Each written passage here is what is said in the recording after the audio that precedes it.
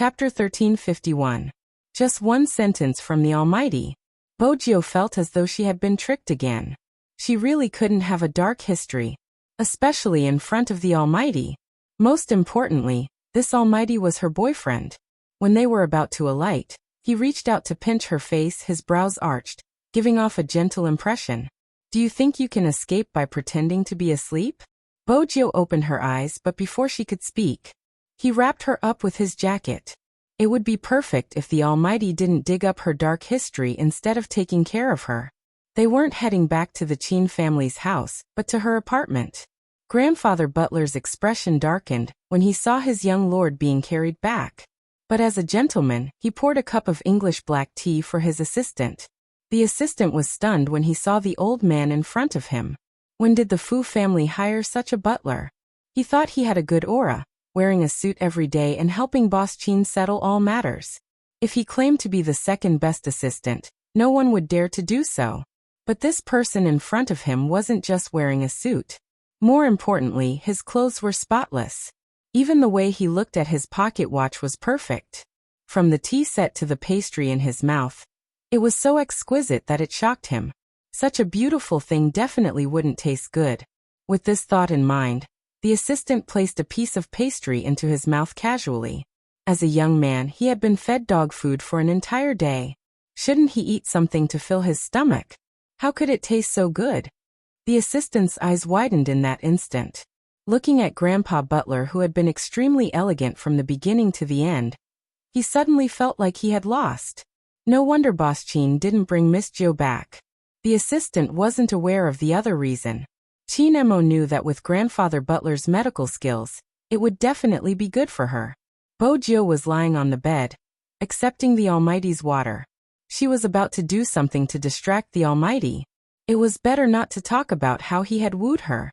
Perhaps it was because of her dark history or the slight fever. Bojio's face was slightly red. To show that she was obedient, she sat down as if she had done something to redeem herself. She drank whatever Chin Mo fed her. Even though she didn't like to drink water usually, she drank half a cup in one go. Then, she looked at the desert god as if she was asking for praise. The desert god did not react. Bojio drank another half cup before looking up. The result was the same. Looks like I can't escape. Bojio thought for a moment. If she didn't kiss and coax the Almighty, she would be able to get away with it. She didn't expect that before she could speak. He reached out and picked up a photo by the bedside. When he lowered his eyes, it was impossible to see any expression on his face. That picture had appeared in the castle before. Because of this photo, the cold aura emitted from the Almighty's body was still vivid in his mind. Instinctively, Bojio reached out and took the photo. She seemed to be muttering to herself and explaining. Why is this photo here? It must be Grandpa Butler who did it. After saying that, he turned around, pulled out the drawer, and put the photo into it.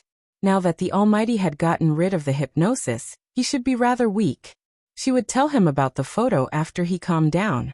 As a domineering CEO, she had to be considerate. After Bojio put the photo away, she smiled at Chin Mo and leaned against him suavely. Chin Mo lowered his lids and looked at her casually. He fed her another mouthful of water. It's not surprising that you did it. After all, she is your childhood sweetheart. Bojio drank the water nervously. After swallowing, she coughed lightly. It really wasn't me. This time, the Almighty had indeed wronged her. She didn't have time to set up the photo. Ever since the hypnosis had been planted on the Almighty, Bojio had been thinking of ways to make him stay. Even though the Almighty had always called her sugar boy, Bojio could sense the playfulness behind it. It seemed as though he would leave once he lost interest. Of course, that was just her facade. But it was this facade. Bojio couldn't even coax little Princess Chin back then. Why would she take the photo out? Grandfather Butler was different. From a medical point of view, hypnosis would usually be related to memories that people weren't willing to face. Because they weren't willing to face it, it would create a psychological weakness and seal off certain things. Hence, Grandfather Butler would try any method to evoke Chin Mo's memory. Bojio understood this logic. But the Almighty's rejection of her, his childhood sweetheart, had been too obvious. Now that she had a dark history, She had to avoid these minefield topics. Chin Mo could read her thoughts. He lifted his thin lips and pulled the drawer open. Why? Do you think I'll be jealous? Why would you? Bojiu laughed. Aren't you going to eat it? Chin Mo replied slowly. What's there to eat? Bojiu.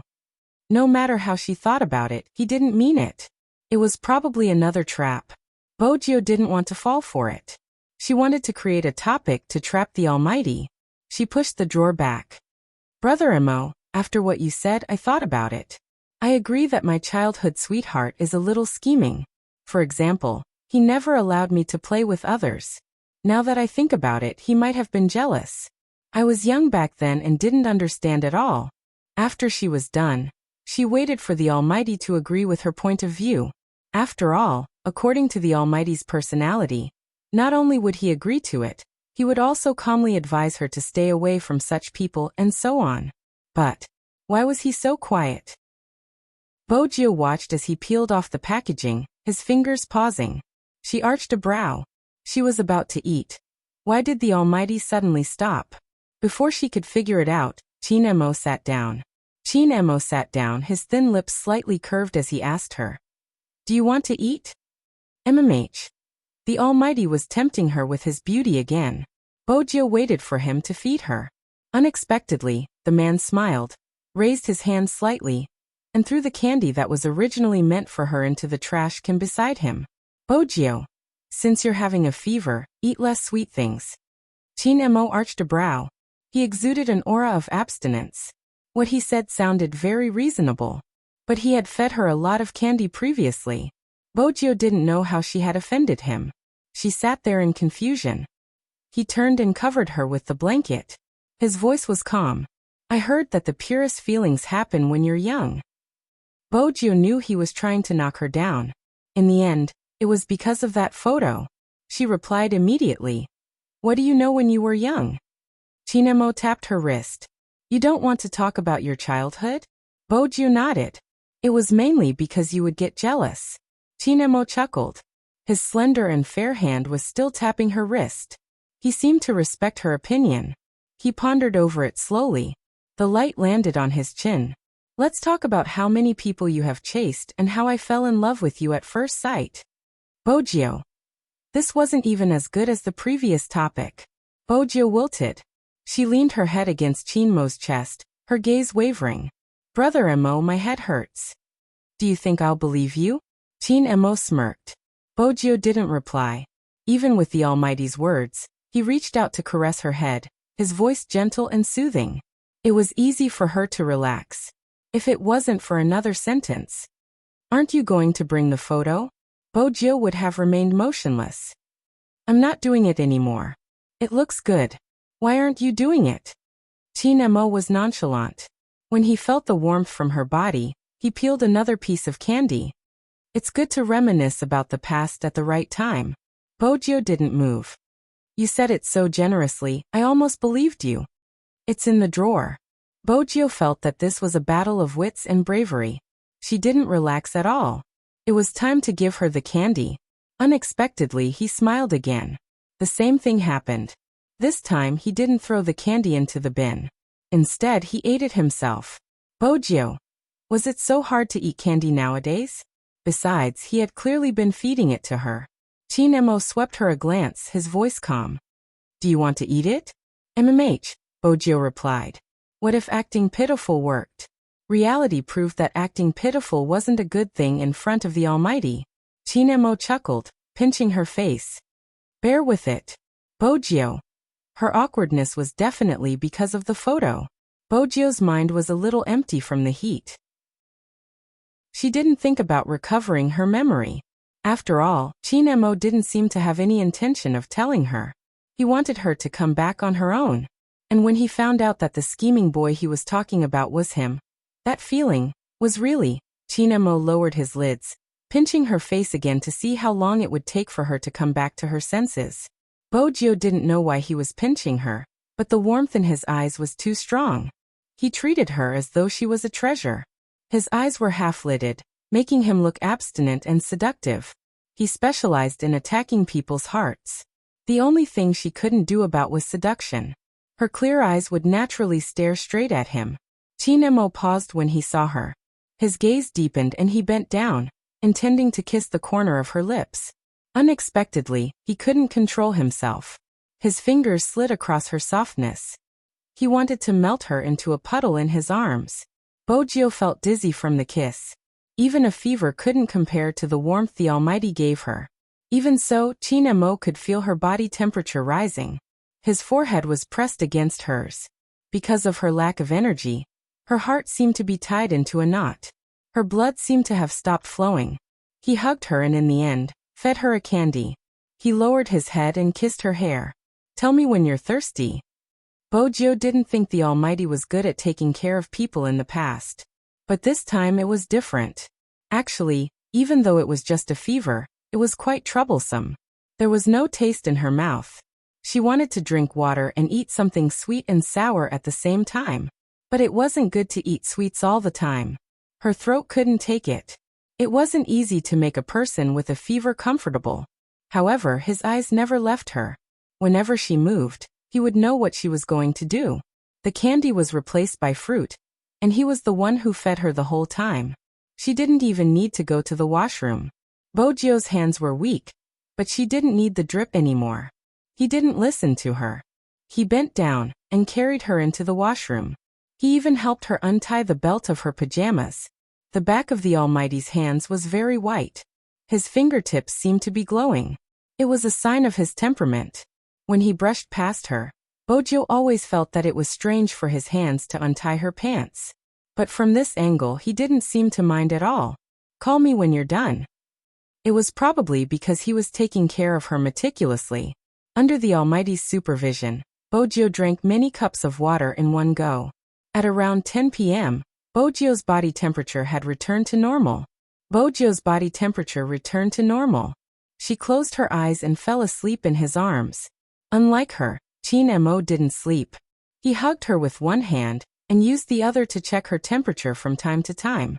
A fever was most afraid of relapses in the night. Everyone knew that. Qin Mo didn't fall asleep immediately. His fingers caressed her cheeks and pushed the hair away. The gentleness in his eyes was bottomless. It seemed like it was about to spill out. But Bojio, who was already asleep, didn't see it. Otherwise, she would have felt that the look in his eyes was very familiar. Grandpa Butler stood outside the door. He had prepared the soup and wanted to come in, but when he saw this scene, he silently closed the door and looked at the silver pocket watch. He was clear that even without him, young Lord would recover very well today. Because the best medicine was meticulous care. In this aspect, no one could compare to the young master of the Qin family. Bojio slept comfortably. She couldn't help but rub her face against the warm cotton. She didn't know it wasn't a pillow, but the sleeping shirt Qin Mo was wearing. The moment she moved, Qin Mo would open his eyes and look at her to check her temperature. In the end, he couldn't take it anymore. He pinched her face. "I've given you so many hints, but you still haven't guessed the answer. Little Bojio, it isn't wrong to call you an idiot." Bojio seemed to be dreaming of something good. Her lips were still half raised. Her mouth was slightly open and there was moisture coming out. Qin Mo's gaze deepened. He turned sideways and placed the photo back in its original position. The night sky was getting darker. The netizens weren't sure what was going on. Their focus was on the competition. After the match between Supreme Alliance and Theo, they saw hope. At the same time, they realized that Supreme Alliance wasn't as good as the Japanese. Chapter 1352. After the match between Supreme Alliance and Theo, they saw hope. At the same time, they realized that Supreme Alliance's standards weren't as good as the Japanese. Many analysis posts were published, the gist of which was that the chances of Supreme Alliance losing were too high. It wasn't because Supreme Alliance wasn't good, but because the Japanese were too capable. Putting Yusishin aside, Hoshino's skills were world-class. They weren't just members of the Japanese. They were chosen by the Japanese to represent them in the international competition every year. Moreover, Supreme Alliance's strength didn't only come from their individual skills. More importantly, it came from their own fan base. Any one of them could start a conversation. It wasn't just limited to China. A long time ago, Lin Chintao had mentioned that Hoshino was his idol. His influence was evident since he was the idol of professional gamers. Supreme Alliance versus the Japanese. In China, there wasn't much of a difference. But in the international esports scene, the name Supreme Alliance hadn't appeared in the past 3 years. The foreign media had flipped through Supreme Alliance's competition history. Such a team wasn't eye-catching, except for the most valuable esports player. But it had been 3 years since Qin Mo had been sealed. From the foreign media's point of view, Supreme Alliance hadn't been outstanding for the past 3 years. Did that mean Qin Mo's strength had weakened? After all, in China, many esports players would start a live stream after becoming a professional esports player. The huge influx of fans seemed to have made them forget their original intentions. In the end, they could still do live streams but not professional esports. It was simple. The money earned from a professional esport wasn't as fast as a live stream. Besides, the fans would sometimes have fantasies about them, sending countless girls to their doorsteps. Hence, in the eyes of the foreign media, Supreme Alliance was already in the same state. After all, the team's looks made people feel that they should be celebrities. Moreover, it was Qin Mo. Many people said that if you were ugly, people would subconsciously identify you. Similarly, handsome people could do it too. It was just that their positions were different. The greater the discussion, the greater the pressure on Supreme Alliance. On the other hand, since they were professionals, they had to bear this pressure. The internet cafe was still lit, but it wasn't open. Yin Wuyao had a cigarette in his mouth. Just as he was about to go to bed, he heard someone knocking on the door. He pulled the iron door open and saw 3 people standing in a row outside. Shui Yaoyao, Coco, and Fengshang. Perhaps it was because it was almost the holidays. The atmosphere outside was especially strong. The atmosphere of Christmas was everywhere and it was snowing. The 3 of them always looked very young when they wore their combat uniforms on the outside and cotton-padded clothes on the inside. But Yin Wuyao thought for a moment. These 3 weren't that old. The oldest was only 19 years old. Come in. Yin Wuyao was still holding a box of instant noodles in his hand. Now that he saw 3 more people, he turned around and asked, "Do you want to eat?" The 3 of them nodded and followed behind Yin Wuyao, like children following their parents. As Yin Wuyao cooked instant noodles with a cigarette in his mouth, he wondered if he had become a mother ahead of time. One of the benefits of internet cafes was the abundance of snacks. The 3 of them didn't train today. Other than Coco, their faces were now recognizable. Even when they walked over, they wore masks and were now sitting in the private room. The private room was huge. The 3 of them sat, hugging a huge pile of snacks and watching Slam Dunk. Unlike the National League, they didn't play like their lives depended on it.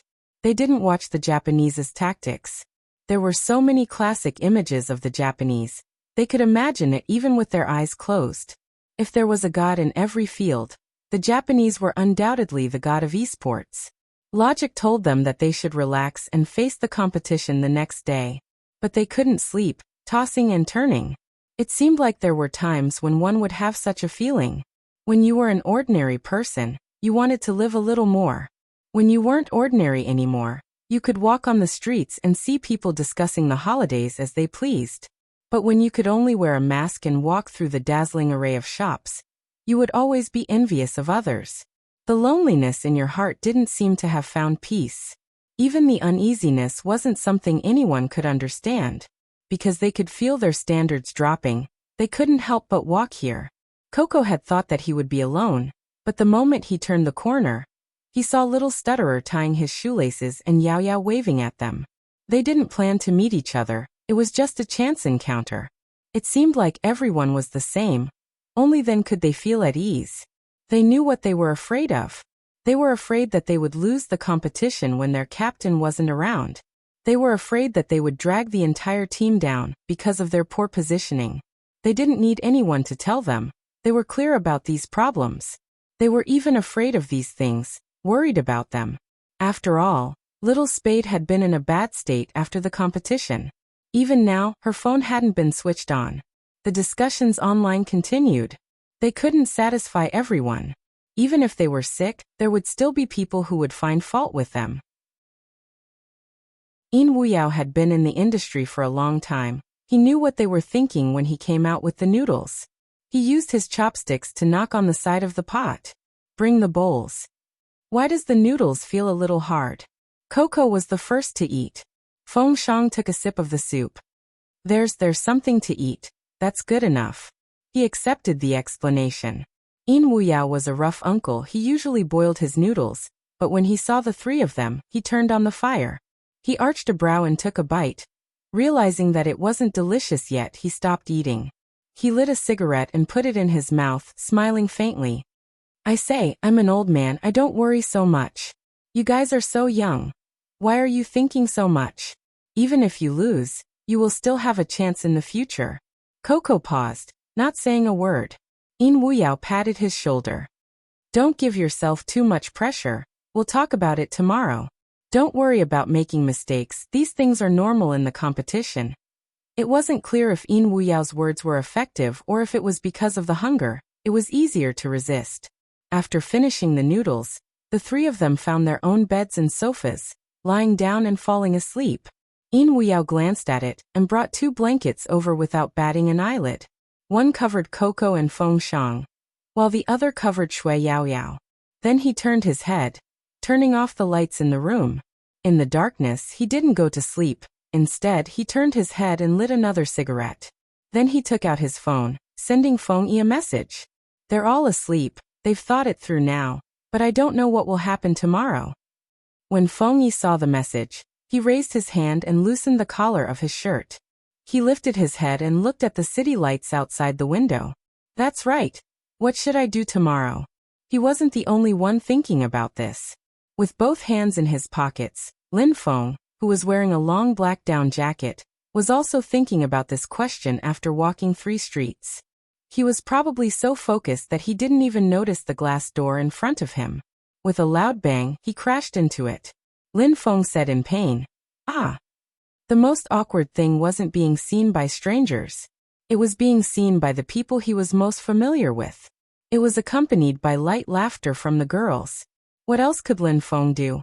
He had an expression that said, "I know you're laughing at me." Unfortunately, he was wearing a mask. The expression couldn't be conveyed. But when he glanced sideways, he met a pair of eyes. That person didn't ask if it was painful. Raising his hand, brushing aside the hair in front of his forehead, his fingertips rubbing the reddened area. He didn't need to think to know that the other party must have seen the scene just now. What are you thinking about without looking at the road? Yinhu's voice was calm. Lin Feng coughed and avoided the topic. He also avoided his hand. Why are you here? Yinhu didn't intend to hide his tracks. I followed you all the way. When Lin Feng heard this, he felt a little uncomfortable. She heard him say, I've seen enough stupid things. Lin Feng opened his mouth, wanting to start a war. Let's find a place to talk. Yinhu looked serious. I'm under a lot of pressure. When Lin Feng heard this, his attitude changed instantly, placing his hand on Yinhu's shoulder. Come, tell me what's bothering you. Ever since he was young, he had always been troubled by a lot of things. Yinhu was someone else's child. Pressure? What a joke. He had never experienced it before. Moreover, he had never experienced any major setbacks, other than the ones they had experienced together. It was all because he was obvious. On the other hand, Yinhu really couldn't see anything. When Lin Feng was young, he wanted to be a caring brother, but he never had the chance because Yinhu was outstanding. There wasn't any pressure at all. Even during the few days before and after the college entrance examination, he still ran on time. It was as though nothing could affect him. Now, it was finally Yinhu's turn to need his guidance. It was a dream come true. Lin Feng walked to the side with Yinhu, pleased with himself. Yinhu glanced sideways at the hand on his shoulder. He smiled. This guy didn't seem to realize that there was a difference between a straight and a straight person. The two of them were at the largest commercial square in Jiang City. This square was originally very fashionable. In addition to the geographical location, there were many people even at night. There were balloon sellers, guitars, and some young rollerblading kids. Perhaps it was because Yinhu's height was too eye-catching. Even though both of them were wearing masks, their tall and slender figures attracted many girls. Lin Feng didn't realize that the gazes were directed at them. He brought Yunhu to sit on the long bench in the square, looking at the pile of balloons not far away. What kind of pressure is it? Are you afraid you won't perform well tomorrow? MMH. Yunhu replied faintly, his long legs crossed. He didn't look like he was under pressure, as though he was just finding an excuse to stay with this person. The atmosphere was especially festive. They could vaguely hear the music from the coffee shop. It was Eason Chen's voice singing, "Christmas Knot." I completely understand what you're thinking. Lin Feng seemed to be very experienced, sighing deeply, starting to imitate Yunhu's posture. He sat like that, relaxed, but his hands were a little cold. But this didn't affect his interest in being a caring brother. As long as you wait for me. Yunhu spoke before he could. I'll go buy a cup of coffee. Lin Feng agreed with this point. Being a caring brother meant drinking coffee. That would make it seem more formal. There was a coffee shop nearby. It sold quickly. But that wasn't the main point. The main point was that after Yunhu brought 2 cups of hot coffee out, Lin Feng sat on the long bench, watching the heat in his hands. When he reached out to take it, he heard a sentence from the side. Look at how good my boyfriend is. He's a guy, he knows it's cold, he's buying a cup of coffee, but you don't know how to buy it for me. Lin Feng. Boyfriend, a guy, buying coffee for him. One could imagine what his expression was like. Yunhu was very natural. Help me. Oh. Lin Feng thought to himself. The girl who just walked over was definitely a fujoshi. A fujoshi would look at anyone, but this had nothing to do with him. Unexpectedly, before he could take the coffee, another voice floated over. How oppressive. It's fine if you wear couple outfits out, but you're actually sitting outside drinking coffee. Wearing couple outfits? Lin Feng tilted his head, glancing at the long black down jacket on Yunhu. Girl, down jackets for boys are all the same. Take a closer look, there is a difference. How can this be a couple outfit? Awkward. Even the naive Lin Feng felt awkward. It showed how many people were watching. He couldn't drink this coffee no matter what. After all, he had to remove his mask to drink coffee. If he and Yunhu removed their masks, by then, who knew what kind of topic it would bring? Hence, Lin Feng didn't think much. He stood up with the steaming hot coffee between them. Let's go, we'll talk when we get back. That was his original plan. But who knew that he might have stood up too abruptly? The cup of coffee in his hand slanted to the side, scalding him and throwing it out. Lin Feng wasn't the only one who didn't expect this. Even Yunhu hadn't expected it. There were coffee stains on his pants. Because he was usually too neat, he seemed slightly disheveled. From that angle, it seemed as though Lin Feng was worried about what others would think. He wanted to reject Yunhu's coffee, but didn't know how to. A sense of alienation suddenly burst forth. Chapter 1353. Lin Feng sensed it too. He opened his mouth, wanting to explain. That I'm not, MMH. Yunhu interrupted him as though he didn't care. I know.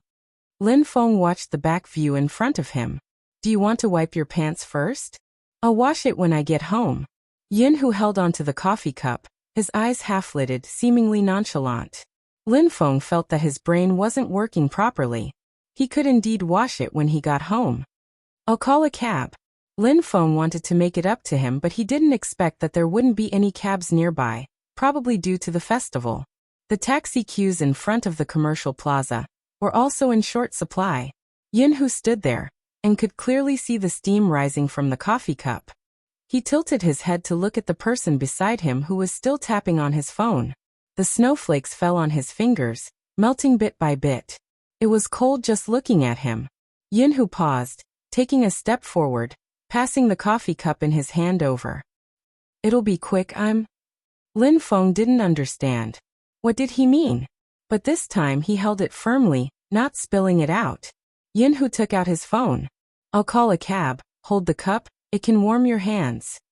It was too polite to thank him. Lin Feng could only take the cup. Using the moment, he removed his mask to secretly take a sip. Unexpectedly, there was another voice coming from the other side. 2 people drinking from the same cup. It's an indirect kiss. Little Show just doesn't seem to agree, but he actually likes it. How awkward the cute zero is. Lin Feng almost spat out his coffee. Cute? Zero. F***ck girl, take a closer look at my face. Even if I'm gay, I should be a 1. Okay. Lin Feng told himself to calm down. Removing his mask would definitely expose his identity. Yinhu swept him a glance. What's wrong? Nothing. Sometimes Lin Feng envied people with poor hearing. Yinhu kept his phone, his long fingers moving. There's no car, let's go another round. Sure, let's go. Lin Feng didn't know that there wasn't a car up there, but Yinhu didn't call for them, hoping that they could stay like this for a while longer. After all, it was a festival. It was a festival that only couples would celebrate together. Lin Feng didn't think much of it. After all, it would be better if he didn't sit on the bench. Moreover, he wouldn't be able to sleep if he went home now. This time, compared to before, was much more ordinary. There was music floating in the square, and many people were taking pictures with peach hearts that were emitting light. During such festivals, the square would always have many shaped lights. Just looking at it made people feel like they were full of young girls. Lin Feng didn't really understand what a girl's heart was. However, seeing so many girls taking photos, for a straight man like him, it was also a beautiful scenery. If it wasn't for Yunhu's sudden question, do you care a lot about people calling you Zero? Nonsense, I'm just... Lin Feng paused for a moment. So this guy had heard him. Yunhu stuffed his hands into his pockets. It's not your problem. Anyone who is with me will be the one down there. Lin Feng chuckled. Brother, your ability to boast has improved a lot. Yunhu leaned forward. Isn't it? Lin Feng looked at the pair of eyes that were suddenly so close to him. For some reason, his heart tightened. He tilted his head. You can talk if you want, but you're so close. You're scaring me. Even this can scare you. Yunhu straightened and spoke slowly. When did you become so timid? Or are you worried about other people's words? You should indeed maintain a distance from me in the future. Let's go, the car is here. When Lin Feng heard that, he felt that he couldn't explain himself. Very quickly, Yunhu raised his arm and placed it on his shoulder. He hugged his neck like a good brother. I'm joking. Let's go, the car is really here. Just like that, Lin Feng allowed Yunhu to mess around. He didn't have the mood to think about how to win against the Japanese tomorrow. His mind was filled with thoughts. Was there really something wrong with his way of doing things? Did he make Yunhu think that he would mind his sexual orientation? Hence, when Lin Feng reached home, he kept trying to make himself look warmer. Yunhu saw it in his eyes. To deal with this guy, he had to be harsh with his words. He threw the pants into the washing machine. When he turned, he could see his face. Yunhu originally thought that after today's incident, he would definitely stay and sleep with him to show that he was still close to him. Who knew that it would be different from before?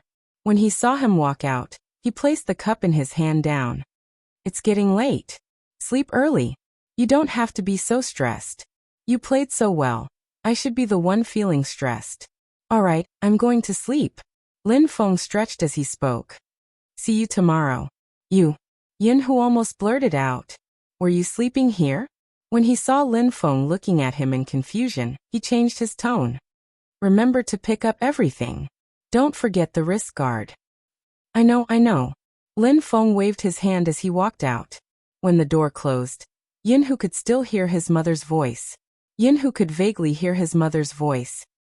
Isn't little Feng sleeping here today? No, it's not convenient. Tomorrow. The voice at the back couldn't be heard clearly. It was probably because he had reached the entrance. Yunhu looked at his reflection in the floor-to-ceiling window. He wore the same down jacket. Even passers-by noticed it. In his eyes, it was just an imagination. This guy's nerves were getting thicker and thicker. But there were still changes. They were very subtle. So subtle that he didn't want to think about it. It wasn't convenient for him to stay the night. What exactly was he thinking? Yunhu leaned his head against the window. Outside, the lights were bright and dazzling. It seemed that with that person around, the pressure would be greatly reduced. The Japanese were indeed too strong. They were so strong that he was worried that that person would return to his state after the competition. Even if it wasn't his fault, he would habitually look for the reason on himself. That thick-skinned person wasn't slow at all in certain aspects. Time trickled by slowly. The sky started to brighten from the east. In the largest building in Jiang City, the staff had already started to enter the arena. Their busy schedule showed how much importance the country and abroad placed on the finals. An hour later, the foreign media translator arrived. His aura was strong and attracted many people's attention.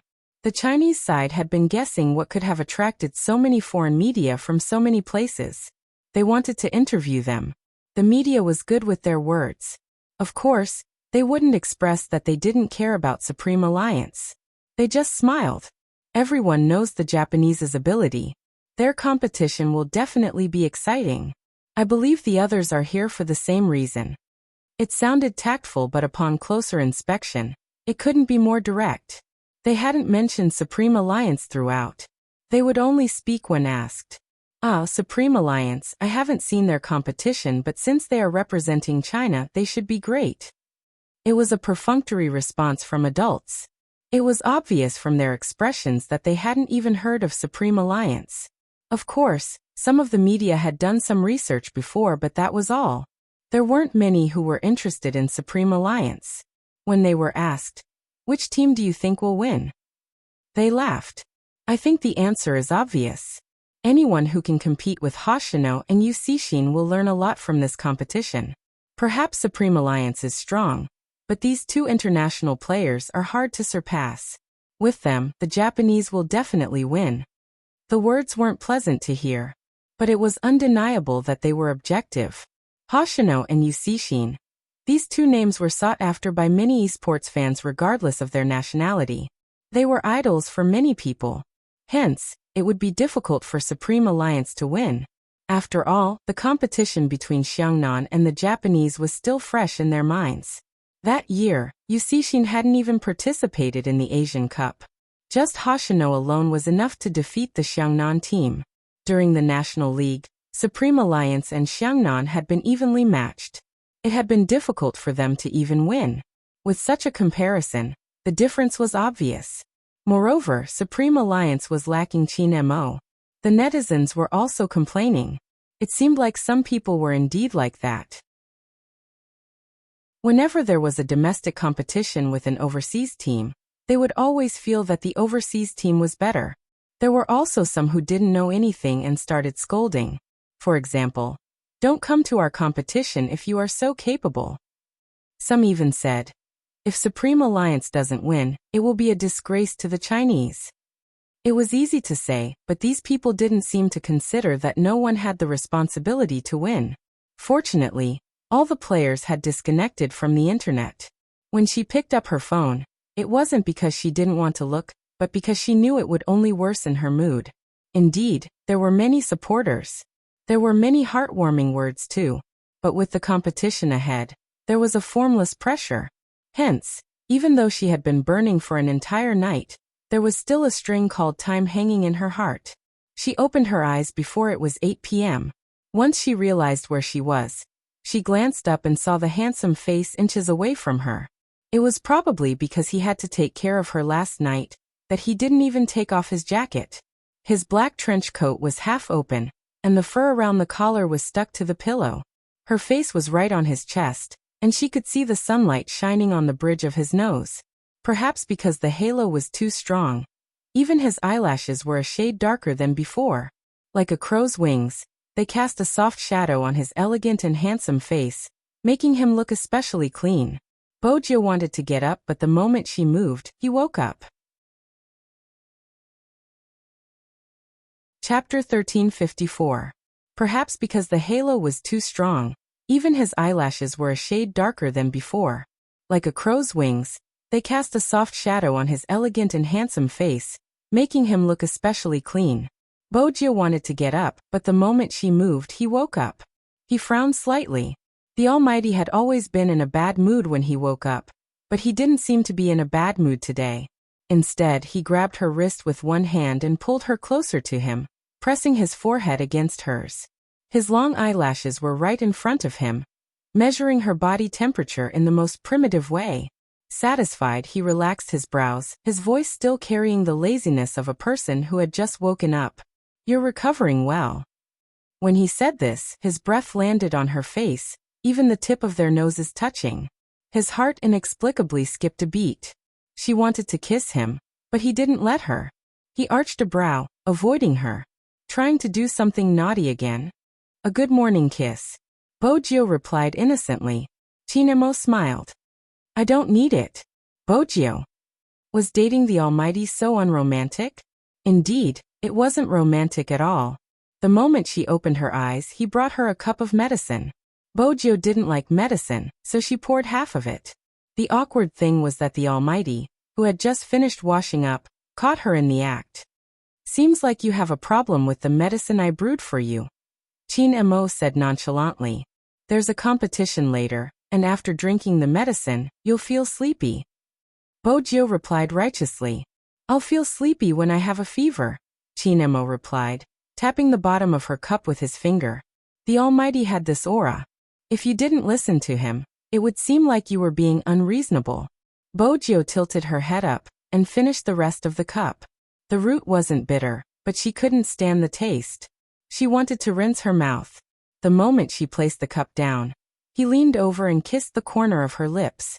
It wasn't an expected kiss. Bojio's hand stilled as he smiled.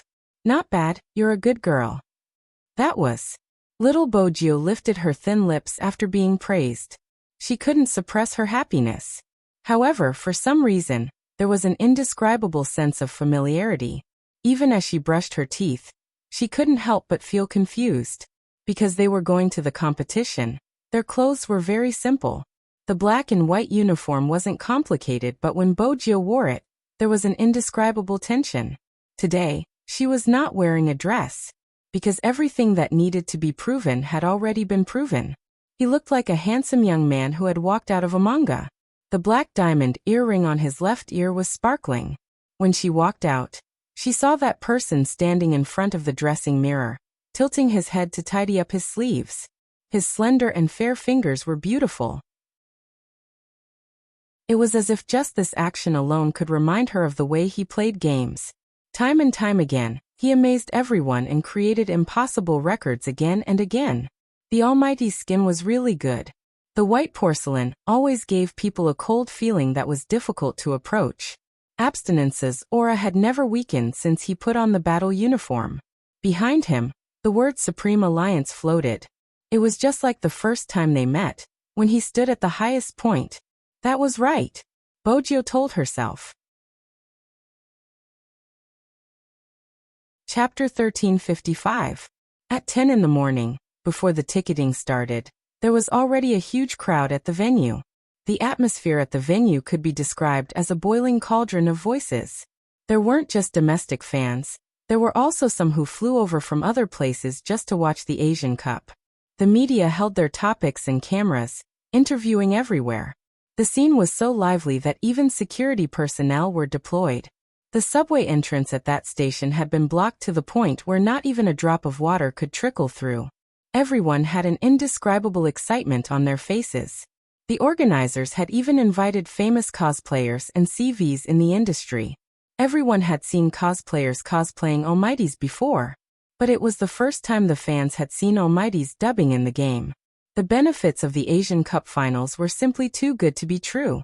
Regardless of whether it was a girl or a boy, they would stick the logo of the team they supported on their faces. The temperature in Jiang City wasn't low, but it didn't affect the enthusiasm of the people. Shui Yaoyao watched the scene on the television, reaching out to stuff the milk that Coco had given her into her backpack. Yin Wuyao had prepared the milk. In his eyes, the three of them were all children. He had spoken to Feng Yi on the phone yesterday. At 10:30, the commercial car of Supreme Alliance arrived on time. Feng Yi was sitting in the front passenger seat. The first thing he asked was, "Have you eaten?" "Why yes, Uncle's girlfriend made it." Feng Shang held the milk bag in his mouth, looking refreshed. Feng Yi turned back, arching a brow at Yin Wuyao. Yin Wuyao replied calmly, "Fan." A fan who chased him to the internet cafe. Coco held the milk bag in his mouth. "She's quite cute and good at cooking, but I feel like she only likes Uncle. I'm so handsome but she hasn't seen me before." Feng Yi smiled. "Did you give her a ticket?" Since he had given the team a meal, he had to at least give her a ticket. Yin Wuyao replied, "She doesn't understand the game." "A fan who doesn't understand the game?" Feng Yi wasn't trying to dig deeper, he was just trying to lighten the mood before the competition. Shui Yaoyao spoke up. She said she's a fan of Uncle's looks. Yes. That's why I can't accept it. Coco pointed to himself. Look at my face and then at Uncle. I should be the one chosen. Feng Shang stammered. That's your self-perception. There's a problem. Feng Yi relaxed a little as he listened to the bickering in the car. At least everyone was in a good state. That was more important than anything else. At 12:30 p.m., the tickets were officially checked in. The length of the queue was astonishing. Tickets could be checked on both floors, but even so, the staff were so busy that they didn't even have time to drink water. After entering, they took their seats according to their seat numbers. In order to avoid chaos, the ticketing area had already been divided according to the ticket numbers. 1 million people were present at the same time. It was an unprecedented grand occasion. The crew was not in position yet. However, this did not affect the live broadcast of some media on the platform.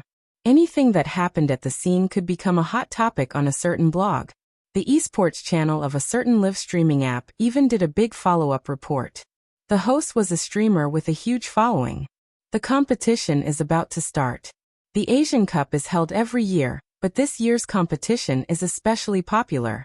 Almighty C, have you guessed the reason? Firstly, this year's Asian Cup is being held in our country. Many esports fans in our country are looking forward to it. After all, in the past, they had to travel to other countries to watch competitions, and even the itinerary was inconvenient. Now that the Asian Cup is being held at home, the feeling and attention will definitely be different. Many of my friends from my hometown have asked me to help them find 2 tickets. Those who have played Hero would more or less want to see the almighties that they have admired over the years. This is inseparable from their emotions. Moreover, the team representing China this year isn't Xiangnan, but Supreme Alliance. The strength of this team will leave a deeper impression. As an old man who has retired from esports, if it wasn't for my work arrangements, I would really like to go and take a look. The host seemed to have noticed something, his finger pointing at the screen. Speaking of Xiangnan, they seem to be there as well. That's normal since the competition is worth watching. The host asked, from what Almighty C said, you seem to have a good opinion of Supreme Alliance. I'm not sure if you saw the interview this morning, but someone said that it would be extremely difficult for Supreme Alliance to win this competition. Indeed, it will be difficult. Hence, Supreme Alliance will need to go all out. If not, they might be suppressed by the Japanese. Oh, why do you say that? Is it because Qin Mo isn't around? The host was interested to hear the analysis from the audience. You'll understand when you watch the competition. Facing the Japanese is a very stressful task. The strength of the Japanese lies in the fact that every one of their players is outstanding. Even their trainees are comparable to some of our professional players. I'm not saying this to belittle our country or anything. Everyone knows the current situation. In terms of esports, they seem to have a natural advantage. With Yusishin and Hoshino blocking their path, no team can think calmly against them. Any strategy will be useless against the Japanese. Everyone who plays games knows how strong Hoshino's prediction skills are. Even though he isn't the captain of the Japanese, he is hailed as the god of prediction. Yusishin doesn't need to be mentioned. He is able to accurately predict a person's movements and habits after watching them play once. Only in an esports competition will you be able to see how terrifying he is. The host was taken aback. Almighty C, are you saying that even if Qin Mo is here, the chances of Supreme Alliance losing are high? No, that's not what I meant. It depends on how Supreme Alliance adjusts their mental state. They are facing the gods in the eyes of many professional esports players. More or less, some people entered the industry because of their competition videos. Both Hoshino and Yusishin would have a mental breakdown if they met the two of them. Next, let's talk about Qin Mo. It's still uncertain if he's participating since we didn't see him in the previous match. From the news online, he should have lost his memory. Even if he's here, he won't be as good as he used to be. That's the most worrying thing. Almighty C's analysis seems to be the case. The host paused before shouting in delight. They are here. Supreme Alliance's car is here. Everyone turned towards the screen when they heard her voice. An expensive commercial car drove in. Everyone knew Supreme Alliance wasn't lacking in money, hence, the players were equipped with the best equipment in the industry, including the team car. When they saw the car driving in, the media surrounded it. Feng Yi was the first to come down. He was still dressed in a suit, a smile on his face. He raised his hands and stopped the media. One by one, the members of the team jumped out of the car and were escorted into the elevator by the security personnel. Even though they were separated by a screen, it was as if they could feel the tense and fiery atmosphere. The host shook his head in pity. As everyone can see, this is indeed Supreme Alliance's car. Almighty Qin isn't in the team. I'm afraid it's just as Almighty C said. Supreme Alliance will likely be suppressed by the Japanese in this match. Qin Mo didn't appear, which made the fans' hearts rise again. In reality, the most listless ones were the team members. Lin Feng was usually a chatterbox, but today, he didn't say a word. He had a down jacket over his uniform, and his hat was buttoned up. Honestly, he wasn't pretending to be deep, but there were too many people. It was quieter and the atmosphere wasn't right. But at this stage, Feng Yi didn't know what to say. Young Master Coco knew everyone had their own thoughts. Hence, even though he was depressed, he didn't show it. However, it was still different from before. From the entrance to the lounge, no one spoke a word during the long journey. Feng Yi knew that if he tried to stir up the atmosphere, they would definitely cooperate. But their hearts were heavy. This was similar to the year when they lost the competition and lost the chance to advance. No one wanted to speak. They were filled with sadness, disappointment, indignation, self-blame, and a series of other emotions. Perhaps it was too quiet, so Lin Feng asked, "Which lounge are we in?" "The one in front," Feng Yi replied. "Oh," Lin Feng replied. He was the first to reach it, removing his jacket as he pushed the door open. However, when Lin Feng pushed open the door, he was stunned. Even his movements froze. He wasn't hallucinating, right? Captain. Lin Feng started to suspect that he was hallucinating. But Changxing stood there with his sleeves rolled up. He was wearing a battle uniform, but he gave off an aura of abstinence. The only one who could wear a large uniform was the captain. "Why are you standing at the entrance?" As Coco spoke, he tried to push him away. Unexpectedly, after he pushed him away, he successfully became dumbfounded. But Coco wasn't the type to let his imagination run wild.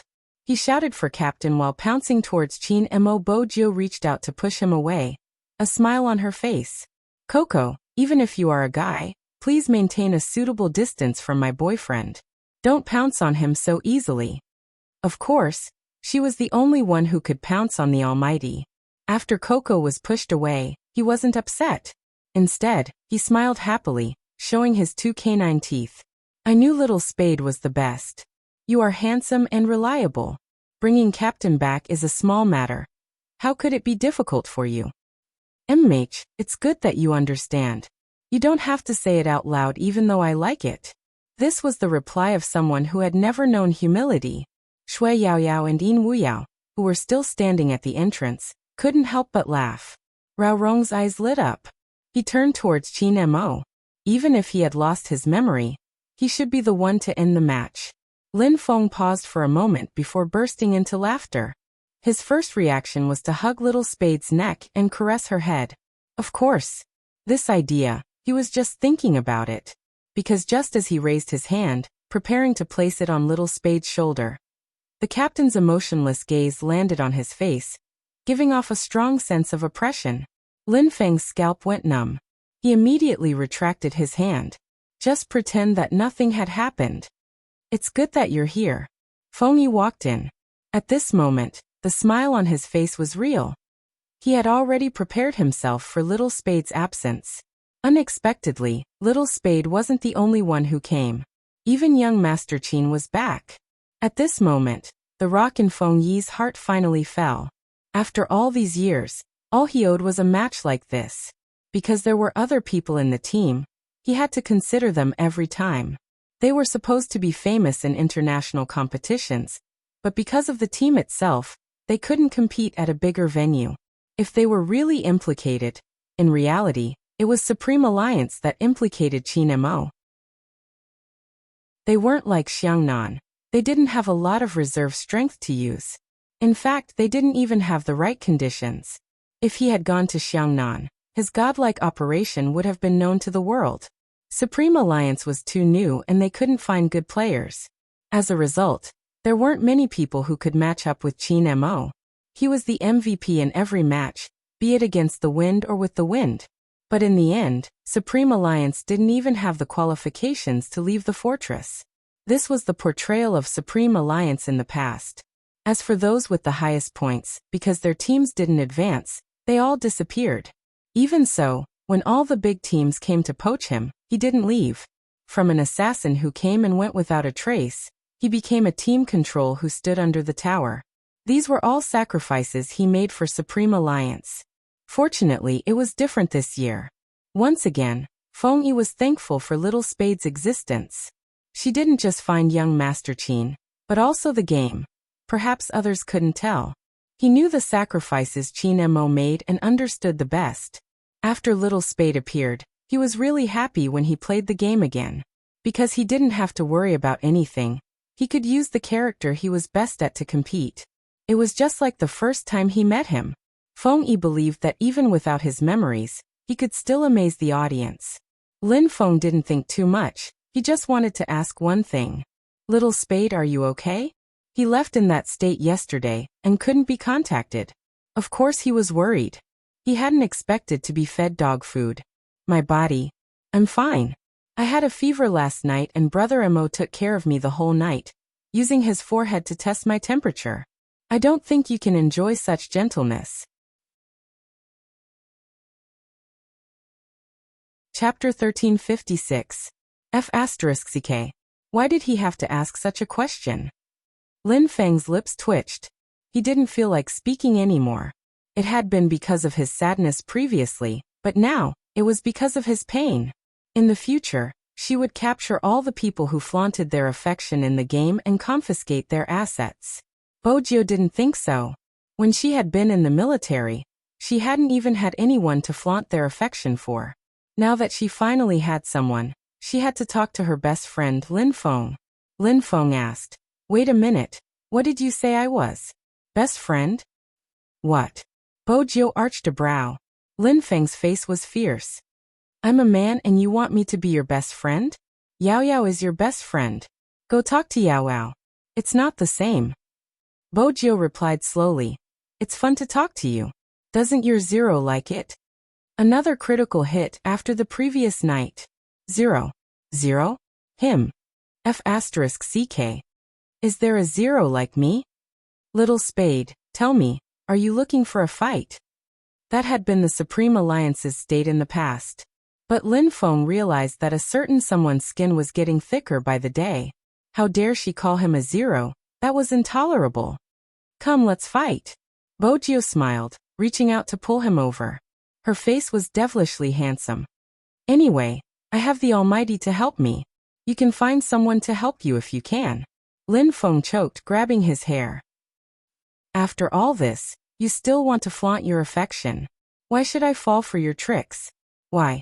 He didn't expect his captain to care about Little Spade anymore. From the look in his eyes, it was clear that he approved of it. Moreover, his captain didn't remember them. Seriously, Lin Feng sat down asking his teammates, "Can you guys tolerate it?" Little Flower Lin. Coco caressed his chin, his gaze deep. "I feel that being abused has something to do with one's face. Why don't you do it? I'll help you adjust and perhaps you might be able to escape the fate of being abused." Lin Feng didn't reply. Basically, he had lost all hope in life, giving him a whatever expression. Coco waved the pen in his hand, a mischievous glint in his eyes. As he drew, he said, "My fan gave me this, the effect is really good." "Really? It's true." F***ck Coco, what did you draw for me? "One, didn't you emphasize that you are one?"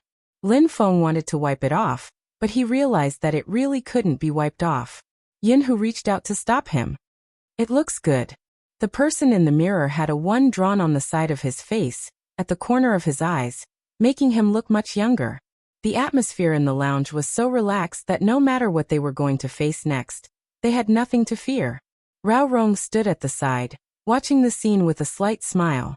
Suddenly, Lin Chintao's voice rang out. It's great that Supreme Alliance has such an atmosphere. Rao Rong tilted his head, looking at the person who was muttering to himself. He reached out and placed his hand on his naturally curled hair. You are now a member of Supreme Alliance. Hearing this, Lin Chintao paused for a moment before smiling brightly. Yeah, me too. The members of the pro teams knew that other than Xiangnan, the atmosphere before the match wouldn't be like this. In the past, the investors would shove people into the team in order to raise their popularity. They could have won the competition, but because of this, they would be exhausted. Supreme Alliance was different. It felt as though their dreams weren't just dreams anymore.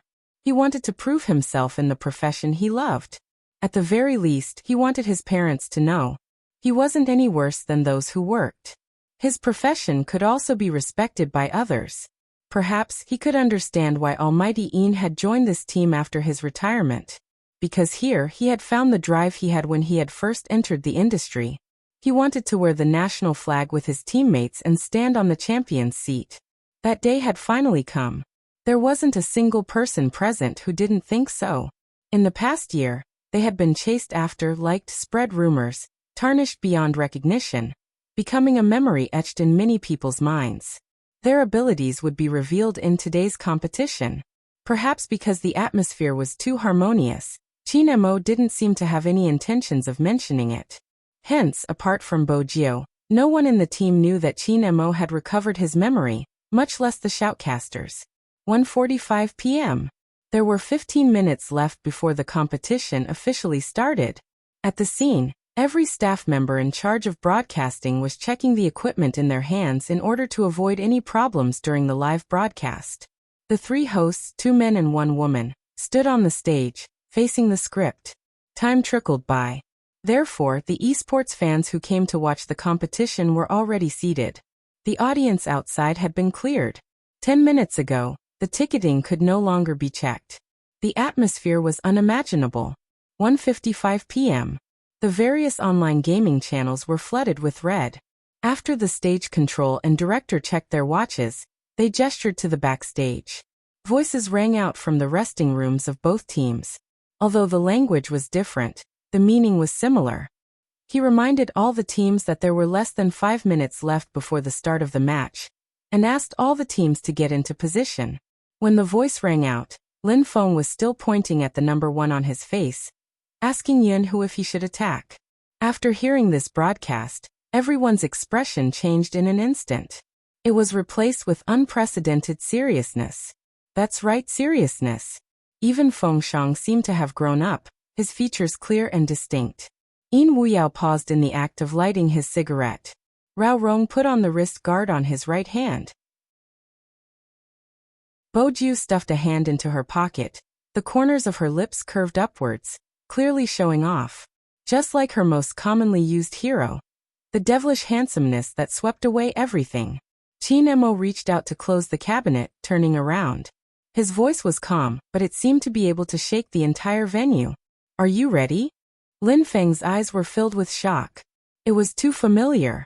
This was the question their captain would ask them every time they went on stage. But that wasn't the end. He held onto his uniform with one hand, the other reaching out, his palm clenched into a fist.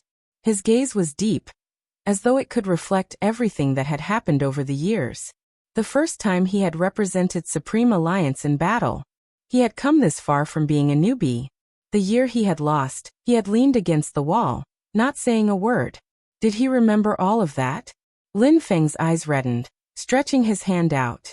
It was impossible for the others not to understand something that even he understood. Everyone clenched their fists together. Supreme Alliance.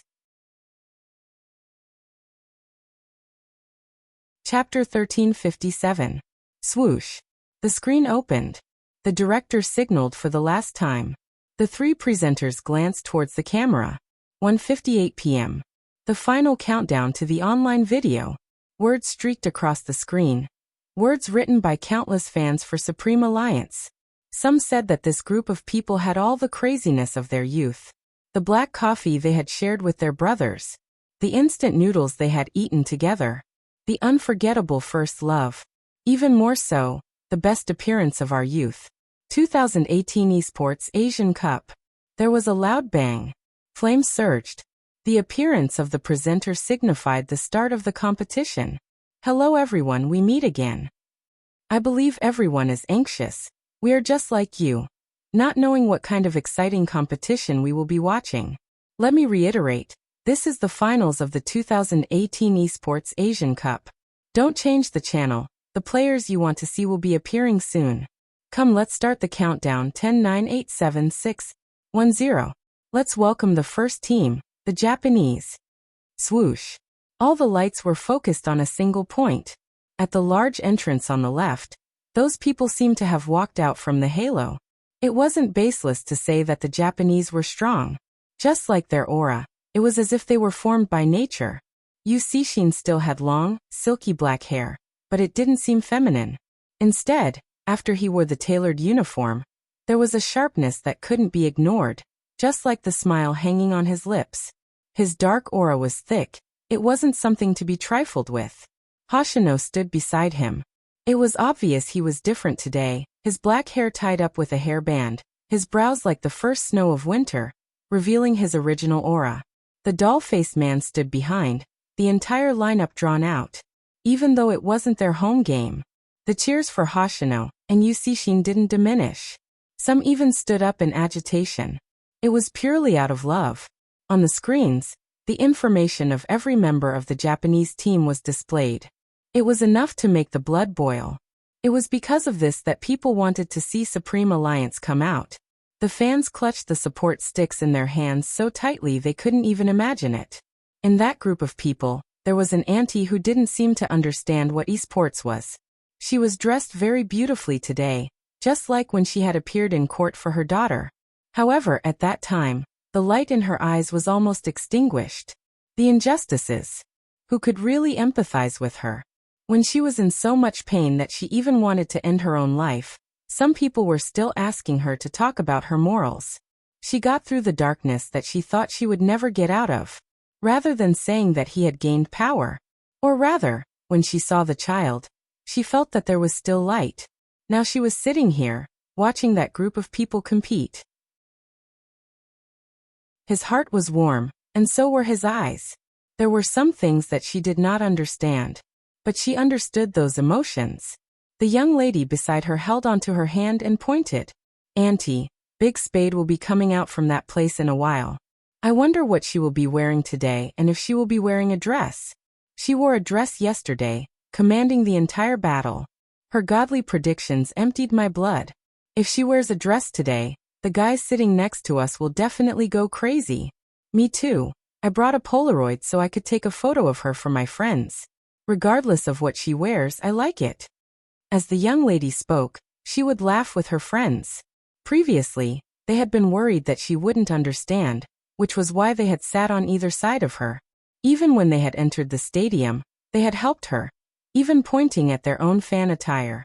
We are all Spade fans, we are a family.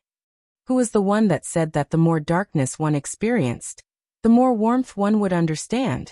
They had never met before, but because of their mutual love for the same person, they would protect her wherever they went. Auntie, sit here. The young ladies would even tidy up the rubbish and place it in a bag. Those small actions were enough to see through a person's heart. It seemed like all the ladies that liked that child were like that.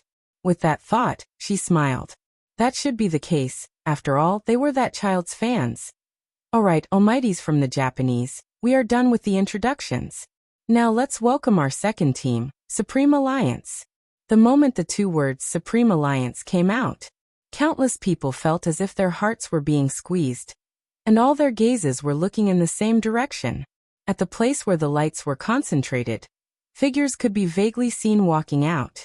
All of them stood with their backs to the light, their shadows long and slender. It was probably because of the strong lighting, which made it difficult to see their faces clearly. When they slowly approached and formed a line, some people suddenly froze in place. Their eyes widened, tearing up. Some of them even reached out to cover their mouths in agitation. It was all because of the tall and straight figure at the front. The wind blew against his uniform, causing it to flap loudly. He lifted his brows slightly, and all the light seemed to rush into his eyes, dazzling to the extreme. Boss. Almighty Qin. I knew you would come back. We are all waiting for you. It wasn't known who shouted first, but with a loud swoosh, a few boys unfurled the banner in their hands, their eyes red and filled with passion. In reality, they really didn't have any hope. Even though they were indignant, he hadn't even appeared in the previous match. So many people were scolding him. They were scolding him for not being able to handle the pressure as an almighty. But they forgot that they were the ones who didn't allow him to participate. After yesterday, many of them weren't feeling good. Especially the fans of the official team. They had been waiting under his official Weibo, watching his past posts and videos that had dominated the headlines countless times. They reposted silently, hoping that he would come back. After all, Supreme Alliance without Qin Mo. How could it be the real Supreme Alliance? Don't forget who had created it. It could be said that no one had the right to decide Supreme Alliance's direction. Only he had. Because of him, Supreme Alliance had been remembered by countless people that year. And because of him, Supreme Alliance hadn't been eliminated until this day. Many teams had disbanded because their members were old and had lost their value. But Supreme Alliance didn't. It was because of that person who balanced these things. Perhaps only the fans who had followed him all the way would understand. Asking a natural-born assassin to retract his edge and play a gentle team control. How much sacrifice was required? He wasn't like what the outside world said, unable to withstand the pressure. Chapter 1358. Qin Mo's appearance was an unexpected surprise. The number of views on the livestream reached its peak in a second. It wasn't just the fans who hadn't expected this. Even the reporters were caught off guard. They had no choice but to change their thoughts and turn their cameras to Supreme Alliance. Logically speaking, Feng Yi, who was good at public relations, would have given them the news beforehand. But this time, not to mention news, not even the slightest rumor was released. Hence, the people in the industry were guessing that something must have happened to Qin Mo and he wouldn't be able to participate. They hadn't expected him to appear just like that. After a moment of shock, the main director gestured to the backstage. The effect of the spotlight was magnified by one-fold. 8 screens, every single one of them showing Supreme Alliance's appearance. Behind Qin Mo stood a total of 10 players, each face familiar to everyone. Feng Shang, Coco Lin Chentao, Rao Rong Yin Wu Yao Lin Feng Yin Hu Shui Yao Yao and the youngster with silver hair. She looked like she was appearing in an esports arena for the first time. So clean and warm that it made every girl's heart race. Even though they knew her gender, the moment they saw her in the black and white uniform, with one hand in her pocket and the curve of her chin stretched, they still felt defeated. There seemed to be a faint smile on her face. The chandelier illuminated her silhouette clearly. Even her pale lips seemed to glow. Whoosh. Her name appeared on the big screen. Spadesy. There was almost no need for anyone to introduce her to them. Information about her already appeared in their minds. The first Kill King of Area C had entered the enemy's camp alone. Wherever he went, not even a blade of grass grew. This was the complete Supreme Alliance. Obviously, the host's reaction was stunned. Hence, after Supreme Alliance sat down, she said, "It's so exciting, I didn't expect Almighty Qin to appear at this time. I believe the finals will be exciting. I believe the audience is just like me, we can't wait any longer. Now may we invite all the teams to announce the lineup for the first single match." Instantly, cries of support rang out from all directions. It was as if everyone was shouting out all their enthusiasm, and even their eyes were filled with light. When Yu Cixin, who was sitting at the back of the Japanese, saw this scene, he leaned back lazily and smiled. "What's wrong? Our invincible vice-captain, do you have any good ideas to deal with Qin Mo?" "There is one." Hoshino glanced over and moved his hair aside. "Let me interact with Z more. He'll be jealous."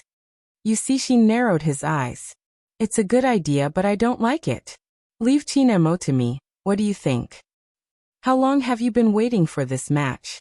Hoshino asked in return. Yu Cixin laughed. "Will I wait for the competition? Haven't you been watching Qin Mo's video from back then? Hoshino asked slowly. Those who don't know might think you have feelings for him. Yusishin stilled, straightening his back, his eyes dimming. Do you think my prediction is more accurate or his? I see. Hoshino put on his wristband. We will be fighting as a team. You and I will be fighting as a team. Yusishin's smile deepened. That's what I meant. The other members of the Japanese felt a chill at the back of their neck, wondering why their captain and vice-captain were so serious today. They were actually going to fight as a team. One had to know that the vice-captain was best at solo fights. There was a legend in the esports industry that if they met the Japanese, they could just give up on the single combat. Because with Hoshino's ability, no one would be able to surpass him. What was the point of changing to a team battle? The doll-faced youth was young and curious. Watanabe caressed his chin. Supreme Alliance will probably send their important members into the team battle, which means, before he could finish his analysis, the Japanese team's individual player appeared on the screen.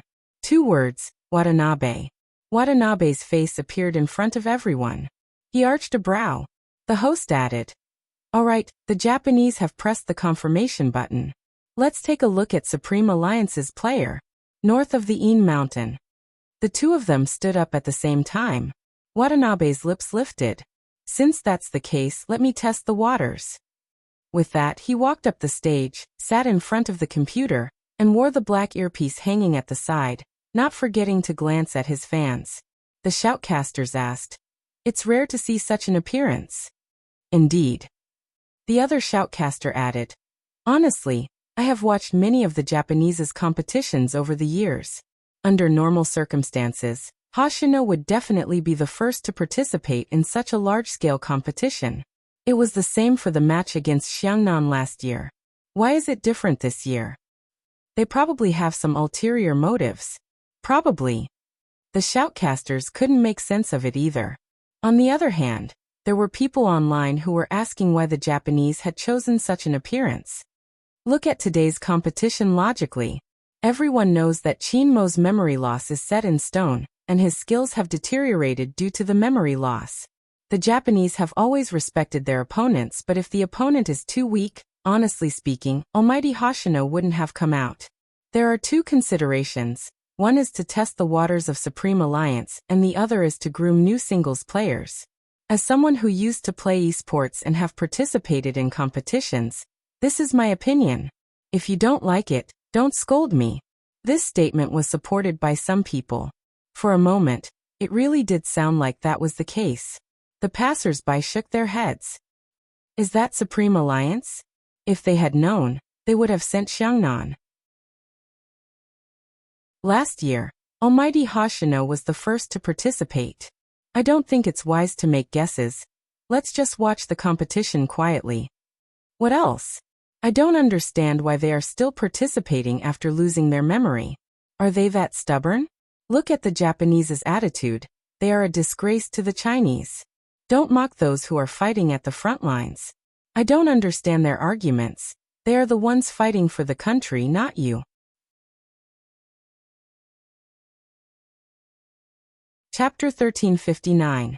Fortunately, this was a competition.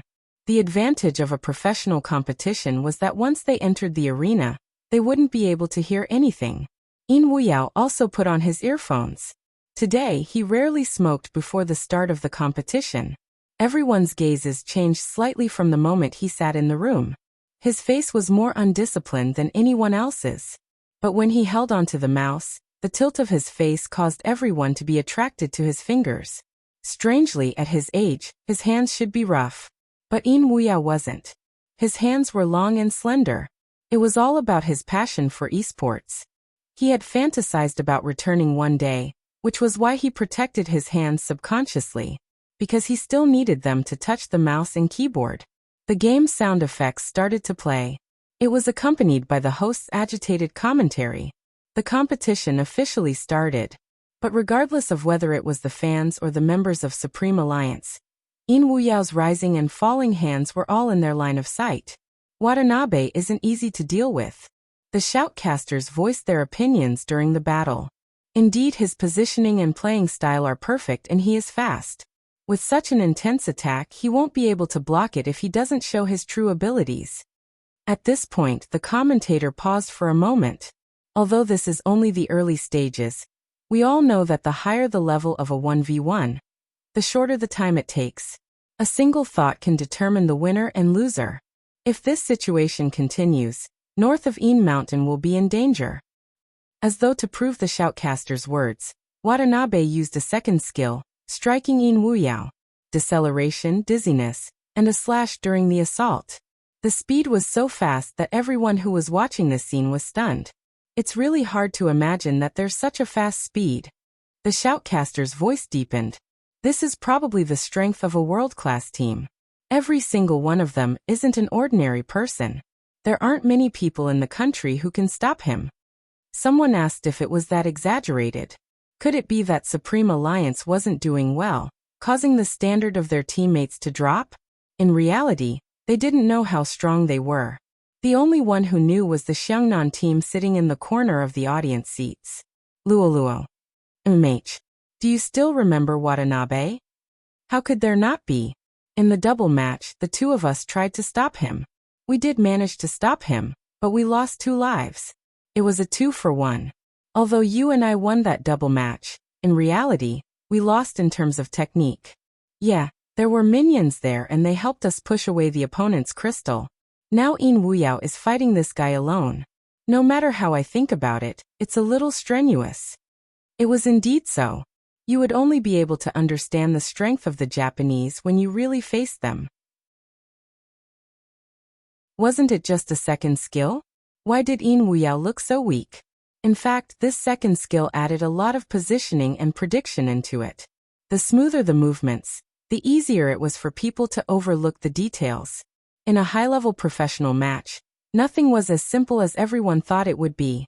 If this continues, Uncle won't be able to get up in the later stages. Although Goddess Lua was a girl, she was best at analyzing the situation. Watanabe's strategy is obviously to test the waters for the Japanese. Uncle has to think of a way to make the other party reveal his true strength. Only then can we say that we have a chance of winning this duel. After all, you and I both know that when he fought with Watanabe, his abilities weren't just this. Before Goddess Luo could finish her sentence, Xiao Jing's voice rang out. He crossed his arms, his dark eyes focused on the screen. It's coming. What's coming? Before anyone could react, Yichen had already taken action. Watanabe suddenly launched his second wave of attacks. The defense tower was still there. It was completely unexpected. It was another second skill. Just as everyone thought Een Wuyao was oblivious and was doomed. His right hand moved swiftly, leaving the opponent's area of control. The tower's damage landed on Watanabe's body. But that wasn't the end. Watanabe moved his mouse, wanting to use his positioning to take the first HP. Unexpectedly, in the blink of an eye, that person moved his mouse handsomely, his fingers moving up and down on the keyboard as he spun around and stabbed Watanabe. Beautiful. The shoutcaster couldn't help but exclaim. Watanabe's intelligence moved. He wanted to redirect the damage onto his opponent. Een Wuyao wasn't a pushover either. He moved like a snake to avoid the damage. The audience's jaws dropped. But Watanabe didn't let go of this chance. And he really managed to hit his opponent. In a flash, he dashed forward again. Een Wuyao backhanded him. The two of them hit each other at the same time. KO. The music started. Everyone saw these 2 words appear on the screen. North of Een Wuyao fell backwards in a pool of blood. Even though many fans couldn't accept what they were seeing. But it was indeed the drop of blood that Een Wuyao had given away. According to international practice, in a 1v1 PK, whoever could get the first drop of blood would be the victor. The fans didn't expect it to end so quickly. The defense tower hadn't even fallen. Why was it gone? This was the middle stage. The match hadn't even started for 20 minutes. How did it end just like that? Just as the audience sat in front of their computers, feeling that Supreme Alliance wasn't worth watching anymore, and was about to give up on the competition. All of a sudden, another sound effect played. It was Watanabe. He was lying in a pool of blood too, but he was a step slower than Een Wuyao. Watanabe hadn't expected this. Even his hand, which was holding the mouse, paused. It was in his calculations. After killing someone, he could ensure that he wouldn't die when he left the tower. Even if the other party retaliated, it would be within his control. Watanabe narrowed his eyes, glancing up at the slow-motion replay. That was when he realized that the other party wasn't just retaliating, he was also moving skillfully. He had obviously sensed his second attack, and was planning to retaliate. If it wasn't for the fact that his opponent had slowed down during the turn just now, he might have been the first to be killed. Watanabe's lips twitched, as though he was saying, "Interesting." It was indeed interesting. He hadn't seen such an opponent in a long time. Even in such a situation, he was still able to bring him along. Everyone's eyes widened, and even the shoutcasters felt that it was a pity at that moment. But a competition was a competition, and rules were rules. In Wuyao was the first to fall, and the first HP belonged to Watanabe. Hence, even though both parties had eliminated each other.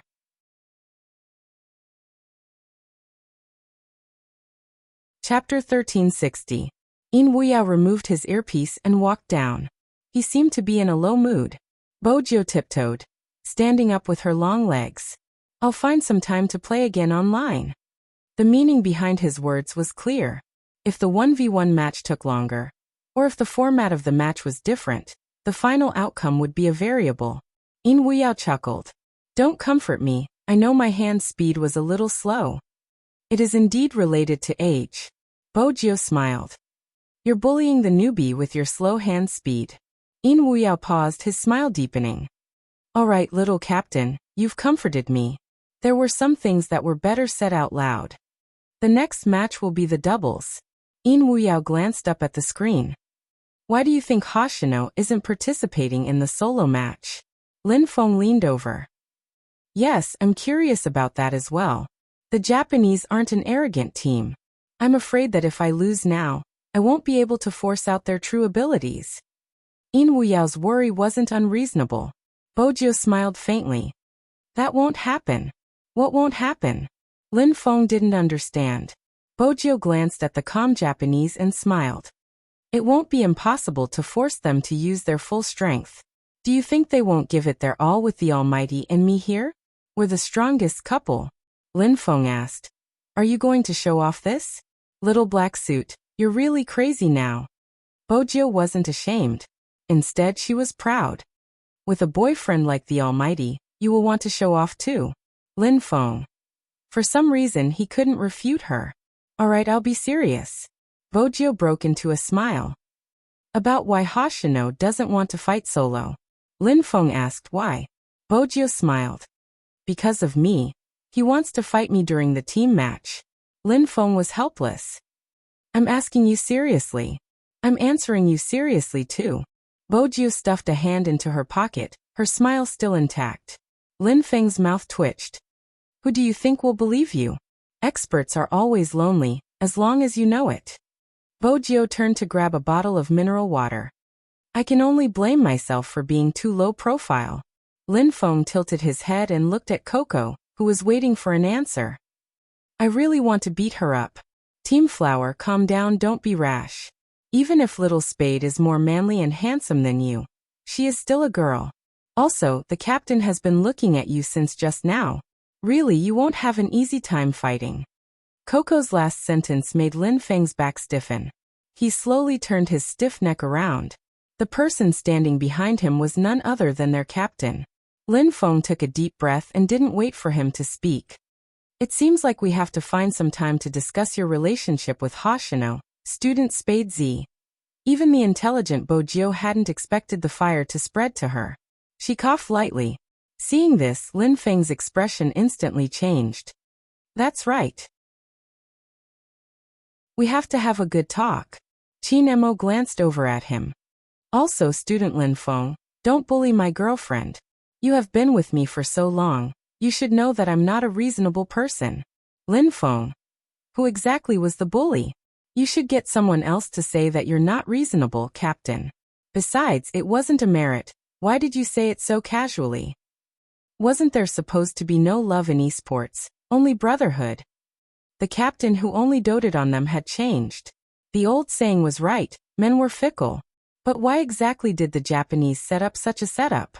The shoutcasters were guessing as well. Actually, Bojo had already given the answer, but Lin Feng hadn't been bothered. Supreme Alliance's situation isn't looking good. They didn't win the single match, and this will affect the competition greatly. Normally, the shoutcasters would analyze the situation from the actual situation. Perhaps that is indeed the case. What situation? When facing someone much stronger than you, humans tend to avoid it and it's hard to turn the tables. Speaking of which, Supreme Alliance hasn't decided on the duo this time, because they aren't sure who is the safest choice. Actually, there is a pair that will definitely win if they fight now. Ooh, Qin Mo and Spadesy. But they can't be sent out now. I understand what you're saying. Since they lost the single match, they have to win the double match. That's how much pressure they will be under. That's right, this is an important match for the Japanese. Hence, they will give it their all. Even if Hoshino and Yusishin aren't participating, don't forget the other strong members in the Japanese team. Their win rate for the double match has always been above 90%. If they lose, Supreme Alliance won't have another chance. Hence, it will be a problem for Supreme Alliance to choose their members. After all, Qin Mo hasn't regained his memory and Feng Yi has been the one to send out. In such a situation, there are only two choices. Either Lin Feng and Yin Hu or Rao Rong and Lin Chentao. In the entire Supreme Alliance, only the four of them are suitable for the double match. Supreme Alliance is starting to choose. As expected, Lin Chentao and Rao Rong, double match. As an outsider, Feng Yi's ability to make such arrangements is impressive. But there's one thing he neglected. What is it? After all, these two joined Supreme Alliance later. Wouldn't it be safer to send Lin Feng and Yin Hu here? You have to know that a team is more reliable when it comes to teamwork. Of course, this is just my opinion. But judging from the atmosphere in Supreme Alliance, it might be different. The shoutcasters were logical. The audience was the only ones that weren't logical. But there was one situation that was right. Regardless of the competition, the final outcome would be determined. After Yin Wu Yao lost the first match, people started to say that Supreme Alliance wasn't good enough. They couldn't even force the Japanese to fight with all their might. How could they hope to win? In reality, Xiang Nan, who was the clearest, had the right to speak. Yin Wu Yao is a scary person. Indeed. Zhao Sampeng caressed his chin. But his hand speed is a little slow. If it was in the past, Watanabe would have died. Yin Wu Yao is probably the only one who doesn't have to worry about his hand speed to stop me from going forward. Goddess Luo laughed. You wouldn't dare to go forward against Qin Mo. Oh right, there's also my goddess Little Spade. You don't have the dignity of a tank in front of her. My goddess is still the most handsome person in the world. I really want to be a CP with her. Wake up. Zhao Sampeng lifted his Mithriya chin. Look, your goddess is sitting beside Qin Mo. Her arm resting on the chair as though he is her man. Speaking of which, Supreme Alliance is being fed dog food every day. It's really pitiful. But ever since they entered the arena, Qin Mo hasn't participated in any battles. Will he be fine in the team battle? Goddess Luo smiled brightly. Almighty Fatty, have you forgotten? How we were wiped out by him back then? That's enough, don't talk about that. Zhao Sampeng was serious, obviously not wanting to reminisce about that competition. Goddess Luo remembered it clearly.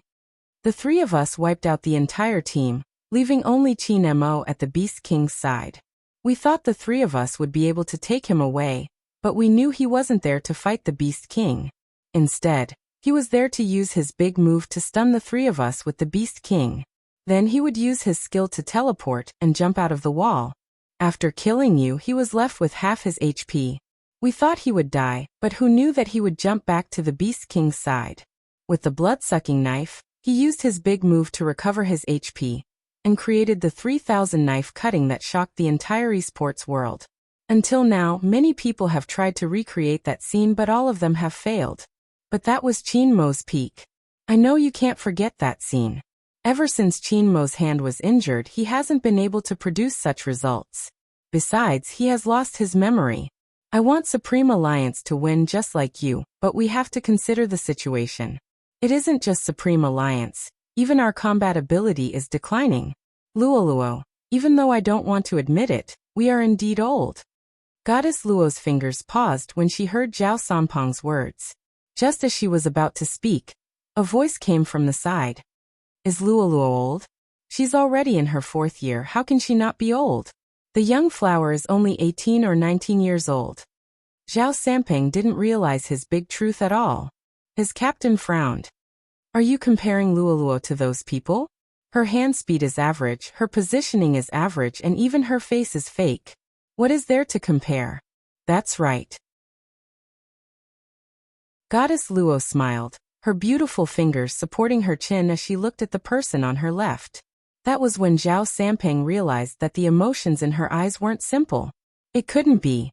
He had never expected that such a competition would allow him to see things that he had never thought about before. After all, Luoluo loved to see new male idols. Everyone thought that she liked those with tender faces. Of course, there were also guesses that she couldn't get over the competition that year, and would definitely be interested in Qin Mo. No matter which guess it was. There were people online who said that they wanted to form a Xiao Luo CP, but it wasn't popular. Luoluo didn't seem to like their captain. But now, it seemed a little dangerous. Just as Zhao Sampeng was still immersed in his own shock, Luoluo's eyes lit up. The double match had already started. Lin Chuntao hadn't expected him to appear. He paused for a moment when he was putting on his earphones. He seemed to have noticed his nervousness. Rao Rong tilted his head and held the mouse with one hand. His lips were calm. Are you worried? MMH. Lin Chuntao didn't deny it. He really felt like he couldn't breathe. Rao Rong looked at him, his other hand reaching over to help him adjust his earphones. I'm here. What are you worried about? Didn't you say that as long as I'm the team control, you would be able to compete without worry? Or do you not believe in my skills? Lin Chuntao didn't need to look to see the face in front of him. He had waited for a year for this person to come back. A year in such a team. Even when this person came back, all his talent seemed to have been covered by a layer of dust. He had even imagined being able to participate in the Asian Cup. Even if he wasn't satisfied, he was already considering retirement. If he hadn't found him and said, "Follow me, let's compete again," he might have packed his things and returned to his hometown. His hometown was a small county town that no one knew the name of. It was impossible for the people there to accept his profession. He didn't have a platform. No matter how many fans he had, he wouldn't be able to do a large-scale livestream after he retired. It seemed to be the same in every industry. It was rare for someone to be able to come out. Other than competitions, it was more about survival. But for some reason, he didn't want to appear in front of his fans with that image. He wanted to start a live stream and earn some tips. If he was still in the team, it wasn't a big deal. But after he retired, he felt that something was wrong. Actually, no matter how much he thought about it, he couldn't hide his truest thoughts. Everyone had a dream of being a hero, regardless of gender. They wanted to stand at the most dazzling place and bring glory to the country. If that person was still by his side then, he would probably have no regrets in this life. Some people would say it out loud when they like someone. He wouldn't because he had chosen to follow that person when he was around. You've calmed down. Rao Rong arched a brow. Lin Chuntao nodded. Rao Rong chuckled, taking out his phone. You're quite slow-witted. Before the competition, I have a present for you. Present? Lin Chuntao was confused. Rao Rong brought up the text, showing him the screen. Uncle said he doesn't know how to send WeChat messages, so he can't send you a voice message. Lin Chuntao's eyes widened in shock. When his gaze landed on the page, his eyes turned red. People from his parents' generation probably didn't know how to express themselves. But because of that, it seemed more real. There were 3 messages. I heard about it from your friend.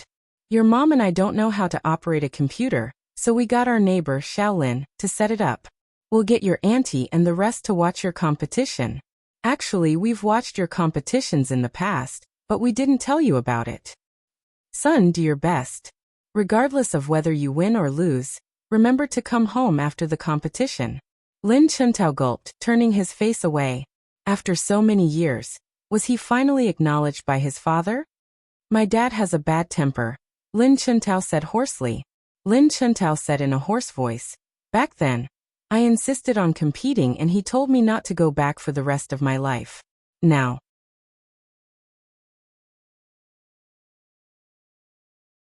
Chapter 1361.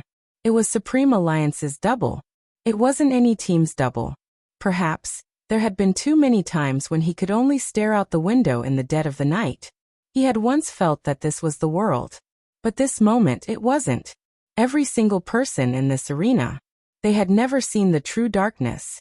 Rao Rong was the only one who had thought he would never be able to climb back up. How much he loved his profession. How much he hated it. How he wasn't respected. How he could trample on them if he liked them. What was he fighting for? This was the question Rao Rong had asked himself the most after his father's death. Now he had found it. With a click of the mouse, the game entered and the characters were selected. Be it Supreme Alliance or the Japanese, they typed quickly. Before the shoutcaster could get a chance to explain, the two teams had already dashed out of the spring. Usually, a double would consist of a long-range attacker and tank support, or a team control in the middle and a jungler. From the looks of the formation, Supreme Alliance and the Japanese seemed to have the same style. The shoutcaster continued. They are all junglers. It seems like both sides are trying to end this double as soon as possible. The Japanese are trying to follow up on their victory. Such a combination is suitable for the current tempo. Now it depends on who is faster. That's right. We can see from the big screen that both assassins are farming beasts in their respective jungles. From the looks of it, the Japanese are faster. The moment the shoutcaster finished his sentence, the assassin from the Japanese went to the bushes at the bottom lane and sent out a signal to gather. He was obviously preparing for something. But what was he going to do? Just when people were still puzzled, Bojio tightened her grip on the mineral water in the resting area. As an assassin, she was well prepared. She knew what he was going to do. He was waiting for the red buff to catch him. She watched as Lin Chuntao approached on the map. 10 seconds later, the rest of them finally reacted to the situation. Everyone's eyes were wide open. Zhao Sampong's jaw dropped. F***CK, who can dodge that? The shoutcaster isn't wrong. This match is focused on the early stages. From the looks of the lineup, it won't drag to the later stages. That means that if anyone isn't developed in the early stages, they will be useless in the later stages. The opponent has made up their mind to destroy Supreme Alliance's jungler, which is why they are using such a strategy. Honestly, if you and I were to go up, we wouldn't be able to escape unscathed. It is too targeted and purposeful, but no one has noticed it. They were separated at the start, but now, they are together. This is the scariest. Goddess Luo's voice sank. Lin Chuntao is indeed in danger. Everyone outside the arena was worried. Lin Chuntao did not notice the danger around him as he flew past the wild zone. Everyone watched as he leaped up and hit the red buff. He was fast and his positioning was beautiful. His right hand clicked on the mouse, and his left hand's slender fingers moved up and down on the keyboard. If it wasn't for the people lying in ambush around here, no matter how you looked at it, his playing style was outstanding. But at this moment, every time people looked at him, they would worry for him. The two players from the Japanese were already stirring in the bushes, waiting for his HP to drop to half. It was the best time for them to pounce. Lin Chuntao seemed oblivious, continuing to use the red buff. They're here. Zhao Sampang, who was watching the match from God's perspective, clenched his fists. On the big screen, the two people who were originally hiding in the bushes suddenly moved. First, it was a freeze control, freezing Lin Chuntao on the spot. The next second, the assassin leaped forward, his big move landing on Lin Chuntao. In that instant, Lin Chuntao was left with a sliver of HP. Just as the Japanese were about to take the first blood, no one noticed the sudden appearance of a figure on the screen. It was Rao Rong. He made use of his teleportation ability to move. First, it was a 3 consecutive stun. The other team control in the middle lane lost 2/3 of his HP. The next moment he activated his big move. The two Japanese who were about to circle around were sucked in between them, causing them to lose their ability to move. Right at this moment, Lin Chuntao, who was about to take the chance to return to the city, turned around and used his big move. In an instant, a sound effect flashed across the screen. KO. The first blood. Of course, that was after he killed the assassin. He wouldn't be able to escape. However, it was precisely because he had dealt with the enemy assassin that he had charged in. Rao Rong was able to kill the sorcerer from the Japanese in the next second. 1 for 2. No one had expected such an outcome. The Japanese had assumed they would take the first blood. But they had been seen through. How was that possible? Some of the audience found it unbelievable. Even the Japanese team was shocked at that moment. There was a saying in the Japanese: never use the same strategy. This meant that all their strategies were executed on the spot. In other words, even if Supreme Alliance had seen their videos, they wouldn't be able to figure out their strategy. The Japanese duo, who had never made a mistake in this aspect, narrowed their eyes. Yusishin chuckled. We seem to have been countered. What should we do? Hoshino glanced at the screen, replying, that's normal. The doll-faced youth was confused. How is that normal?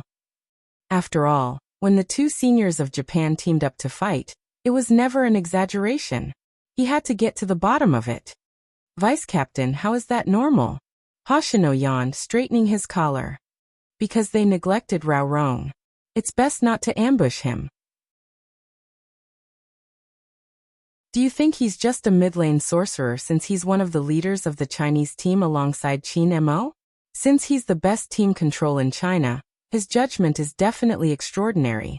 Vice Captain, what do you mean? He already knew the position of the seniors? Why didn't he inform his jungler? Hoshino chuckled. The mantis stalks the cicada, unaware of the oriole behind. It's a simple proverb. But that doesn't seem right. Isn't he afraid that if his jungler had hesitated a little, things would have? Before the doll-faced youth could finish, he seemed to have understood something. Does his jungler trust him that much? Hoshino's gaze was calm.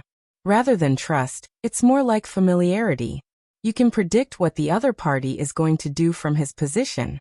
A double fight is called a double fight because of the high level of chemistry between the two players.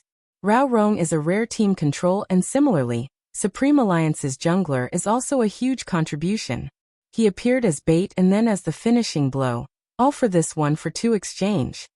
The doll-faced youth didn't seem to understand Hoshino's words. It was only when the slow-motion video was played that everyone noticed his movements. In fact, it was a momentary pause, as though he was waiting for a moment. As for Rao Rong, he was like an impenetrable wall. It seemed as though as long as he was around, the Japanese wouldn't be able to enter their jungler. It was just as they had said at the start. They allowed everyone to witness Supreme Alliance's double team. Even in front of the Japanese, they didn't seem inferior. Of course, it wasn't easy to win because the opponent was the Japanese. After the 1-for-2 exchange, the Japanese seemed to have figured out their strategy and quickly gained back a point. They had planned to end the battle quickly, but it dragged to the end. The match lasted for a full 40 minutes. Following that, the Japanese assumed that Lin Chuntao was acting as bait again, and didn't make any rash moves. Instead, they lost the best opportunity to attack. They seemed to be losing. After Yusishin finished speaking, he tugged on his jacket, revealing his battle uniform and his head of black hair. He stood up, his legs long and slender, the corners of his eyes arched. He was ravishing. Be it the media or the audience, they all noticed this scene. At this moment, the scene control also moved the camera to his side. It wasn't possible to see such a man in China. His silky black hair made him seem as though he had walked out of a manga. His black hair was so dark that the first thought that came to mind was that he wasn't to be trifled with. In reality, he was the most suitable person to be the big boss. It wasn't as though no one had lowered their guard against him after seeing his looks. They had wanted to kidnap him, but after that, they had attracted a nightmarish calamity. This was Yusishin. No one could tell just how strong he was. There were too many matches where he didn't even need to appear. Hoshino could handle it alone. But there were people who had seen his solo match. Not long ago, he had finished off his opponent in 5 minutes. He hadn't even fought in the jungler. He had relied on his positioning to show off. With such a powerful fighting style, he could even predict which path his opponent would take and what they would do. Someone had once said that going up against Yusishin in a match was a one-sided slaughter. In other words, a match without Yusishin wasn't a display of the Japanese's true strength. But there weren't many who could send him out. Hence, when they saw his actions, there was an uproar in the crowd. Is my almighty going up? Oh my God. Does that mean the Japanese will lose the double? But it hasn't ended yet? Is Supreme Alliance really that strong? Can they send Almighty Xian out? There were some who were doubtful, especially those who hadn't thought of interviewing Supreme Alliance, and had specially come to the Japanese. In their minds, Dongying was undoubtedly the purpose of their trip to Huaxia. They hadn't expected Yusishin to make such a move. But the double hadn't ended, and it wasn't easy to make a conclusion. But this couldn't suppress their curiosity. Mei Lin, you've interacted with the Japanese before. What do you think Yusishin's actions mean? Mei Lin was the reporter who had said that they would learn a lot from the match between Supreme Alliance and the Japanese. She laughed lightly and shrugged. Hey girls, don't make a fuss. Based on my understanding of Yusishin, he doesn't play by the rules. You should know how a genius is like. Sometimes he stands up because he's bored and wants to compete. Supreme Alliance's performance was spectacular and beyond my expectations, but it isn't possible for him to stand up. Let's continue watching and wait for the double to end. You're right. Many people agreed with this statement. The shoutcaster wasn't able to provide an answer, but not long after he finished his sentence, the game's music blasted through his ears once more. KO. Lin Chuntao successfully killed one of the players in the double 3 times. The situation was clear. As the troops closed in, the Japanese's crystal shattered into a shower of silver flowers. Supreme Alliance won this double fight. It was a beautiful victory. Lin Chuntao paused for a moment, as if he couldn't believe it, until the person next to him reached out again, took off his earphones and chuckled softly. Are you stupid? Ah, we won. My almighty. We really won. Lin Chuntao had always been a boy. He had been under pressure for too long and now, he was completely released. He pounced towards Rao Rong.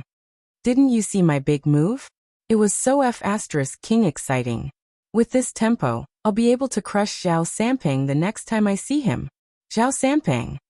What's the meaning of this? F***ck, what's the meaning of this? Besides, did the two of you have to celebrate in such a manner in front of an audience? Supreme Alliance didn't think much of it. In Wuyao, the man of steel, could only see the victory of this match. Everyone was overjoyed. The foreign reporters were all dumbfounded. How could they win just like that? Indeed, it wasn't a sign in the eyes of ordinary people. But winning or losing was just a matter of tempo. Even Feng Shang stuttered as he told Lin Chuntao, "Why yo-yo, that was too cool." Yeah. Ha ha ha ha. Lin Chuntao was genuinely happy. Rao Rong watched him, his lips curving upwards. The more Bojio watched, the brighter her smile became. She seemed to have found out another secret. All right. Qin Emo stood up. His handsome face was immersed in the lights, like a sparkling diamond. He stood tall and handsome, a gust of wind blowing in, fluttering his uniform. The word Supreme Alliance floated in, and his voice could be heard again. It's our turn now.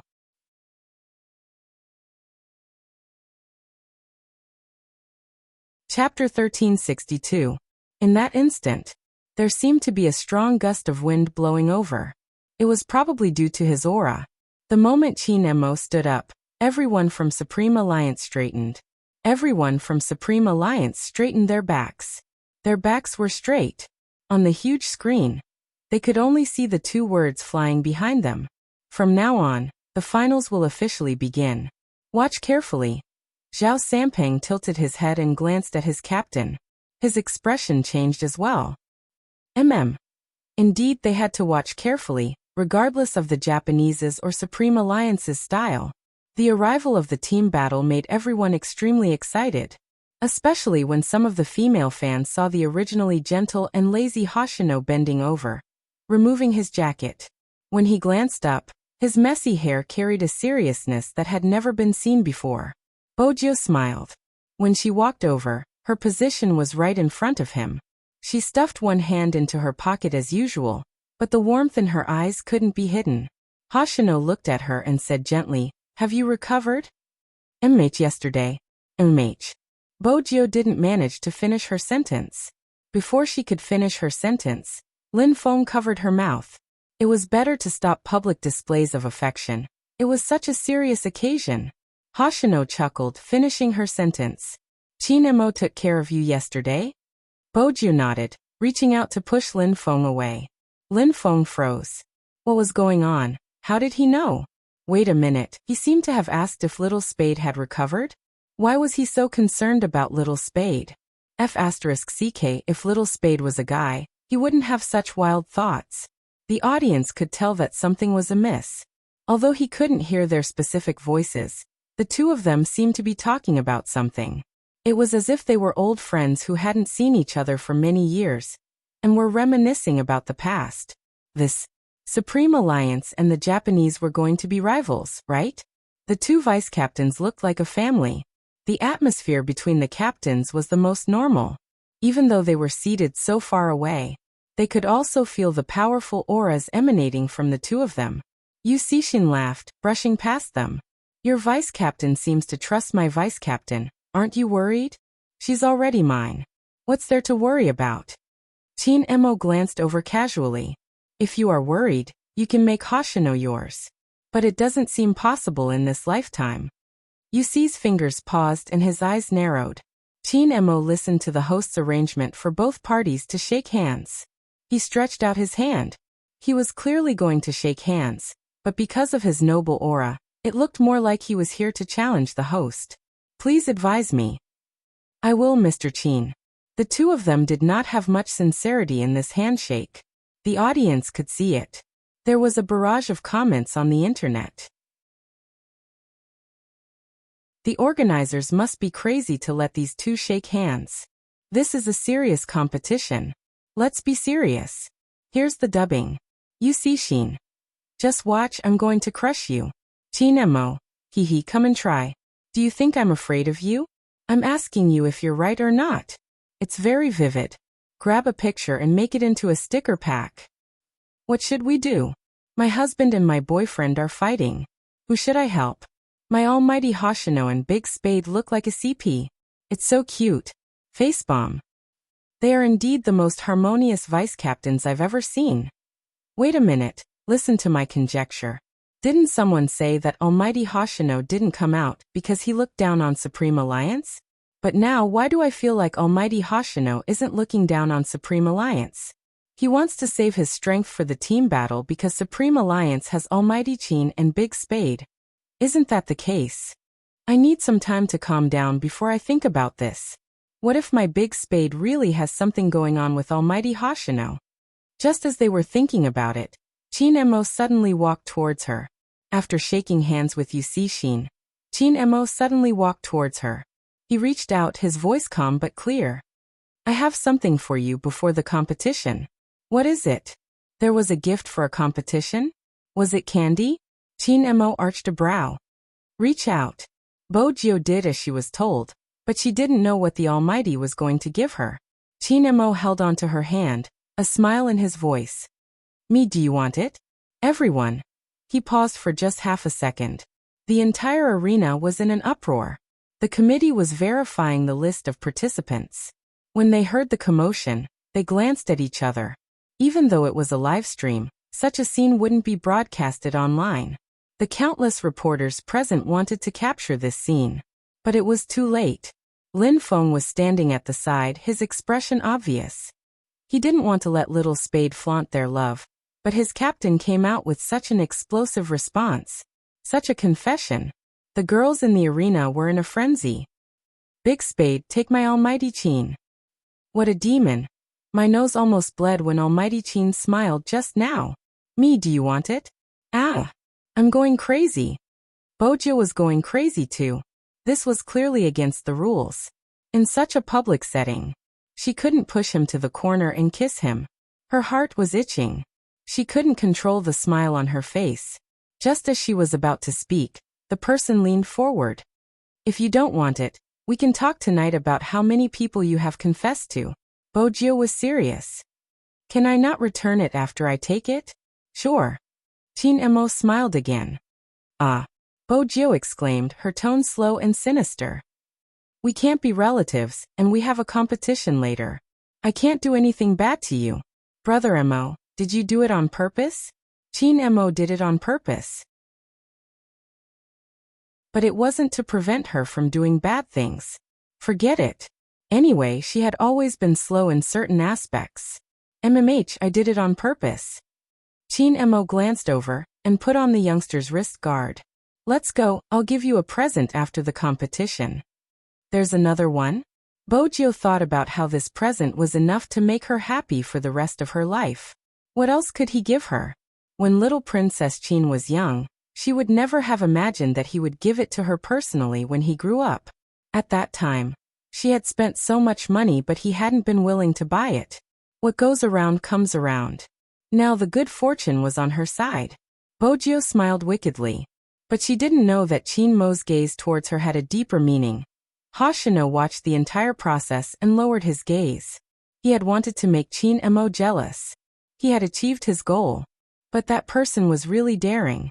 He confessed under such circumstances. Wasn't he afraid that people would say that he was putting on a show after Supreme Alliance lost? What did you say to Z just now? Yusishin tilted his head. Hoshino tugged on the wrist guard. I was concerned about her body. Do you think Chin Mo's memory has recovered? I can't tell. Yusishin smiled. His words today aren't like what he usually says. Hey. Hoshino arched a brow. Why? Don't go easy on her. Yusishin's gaze was deep. Hoshino smiled faintly. I'm the same as you. I've been waiting for this competition for a long time. It's fun to play against Z, but I didn't have the chance previously. Alright, it's starting. He seemed to be responding to Hoshino's words. With a swoosh, the contestants were confirmed. The MC picked up the microphone. The 2018 Asian Esports Grand Final, the last team battle, officially begins. Swoosh, there was another sound. The camera panned down. The audience watched as the contestants sat in front of their computers. Chin Emo sat in the middle. It was always the same during the team battle. The captain sat in the middle, making it easier for him to command. Coco, Bojo, Yunhu and Linfeng, the four of them sat in a row. Their long fingers landed on the keyboard at the same time. The crisp sound reverberated in the arena. To prevent the boring scene from lasting for less than a minute, the shoutcaster said, "The most anticipated match is finally here. Just now, I saw a netizen saying that Hoshino didn't appear in the previous match because of Spadesy. What do you think of the credibility of this statement?" It's hard to say. After all, from their interaction just now, they seem to know each other. Moreover, I've only seen Yusishin and Hoshino competing at the same time in international competitions. After listening to the commentary, Mei Lin held onto the microphone and started to express her opinion. Mei Lin held the microphone and started to express her opinion. I'm not sure if the shoutcasters have been led astray by the atmosphere in the stadium, but the disparity in strength between the two teams is too great. Yusishin and Hoshino are fighting at the same time, but that's only because they've always treated the competition seriously and wouldn't get carried away. Since it's the last match, they have to win beautifully. We'll be showing the live stream of the match later, mainly focusing on the Japanese. Under normal circumstances, we would believe whatever information we received. Hence, even the overseas esports fans felt that the shoutcasters weren't professional enough. Most of them wanted to see the Japanese. Supreme Alliance wasn't bad. But now Yusishin and Hoshino were competing. It seemed like they weren't aware of what that meant. They couldn't possibly assume that they were a match for Yusishin and Hoshino just because they won the double match. The comments from overseas started to increase. Most of them were talking about Supreme Alliance's shortcomings. They finally found a chance to criticize them. The keyboard warriors on the internet jumped out again. These people had a common trait. They were very saintly, covering up for all crimes and feeling that they were in the right. I've watched Supreme Alliance's competition. Isn't it just like that? There are so many dramas, there aren't so many emotions.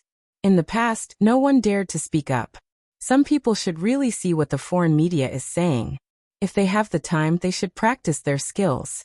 Anyway, I don't like Supreme Alliance and I can't stand watching their competition. Me too, my almighty just copied an article and didn't do anything wrong. Yet they insisted on supporting the original work. Serves them right for being so nosy. The two above are really interesting. Do they believe whatever the foreign media says? Besides, opposing copyright infringement isn't nosy. It's simple, they have a conscience but you don't. Of course, I don't expect you to have a conscience. Hehe, another fan is speaking up for Supreme Alliance. They've been slapped in the face by the foreign media, yet they're still enjoying themselves. No wonder the foreigners don't like Supreme Alliance so much. Don't embarrass them. Right at this moment, the most famous director in the world suddenly uploaded a video on the internet. The video was very short, about a minute or so. I heard that this person is competing today. He's sending a computer expert that no one can match up to.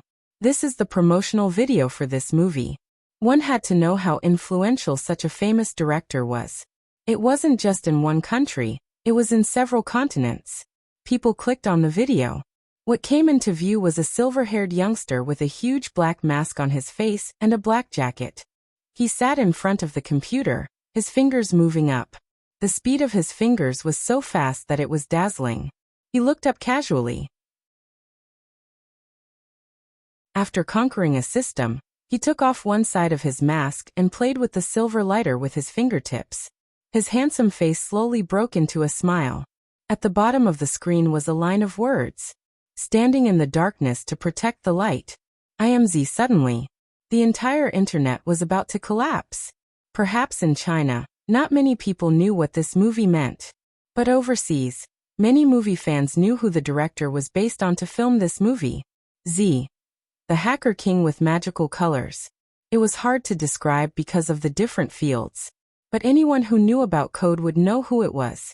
And the person who played Z was actually in Supreme Alliance. The foreign netizens blew up. No, it wasn't just the netizens. Anyone who knew anything about it could search for it and find out how to watch the competition. The comments from the foreigners came one after another. It was like a slap to the faces of those who said, "Foreigners don't like Supreme Alliance. I'm here for Z. Is my almighty called Spade Z now? What a cute nickname. It's very appropriate for Asians to be reserved. Hey bro, I'm an old fan. Let me tell you something. Z is a girl." What? That's right. Oh no. Cool. Is that all the resources? Why aren't they reporting it? What about the Chinese media? Because the external network was flooded. There were too many people who wanted to watch Supreme Alliance's upcoming competition. The supervisor immediately made an overseas call to Mei Lin. From now on, place more cameras on Supreme Alliance. Why? Mei Lin felt that the suggestion was ridiculous. Sir, you should know how many people are waiting to see the Japanese.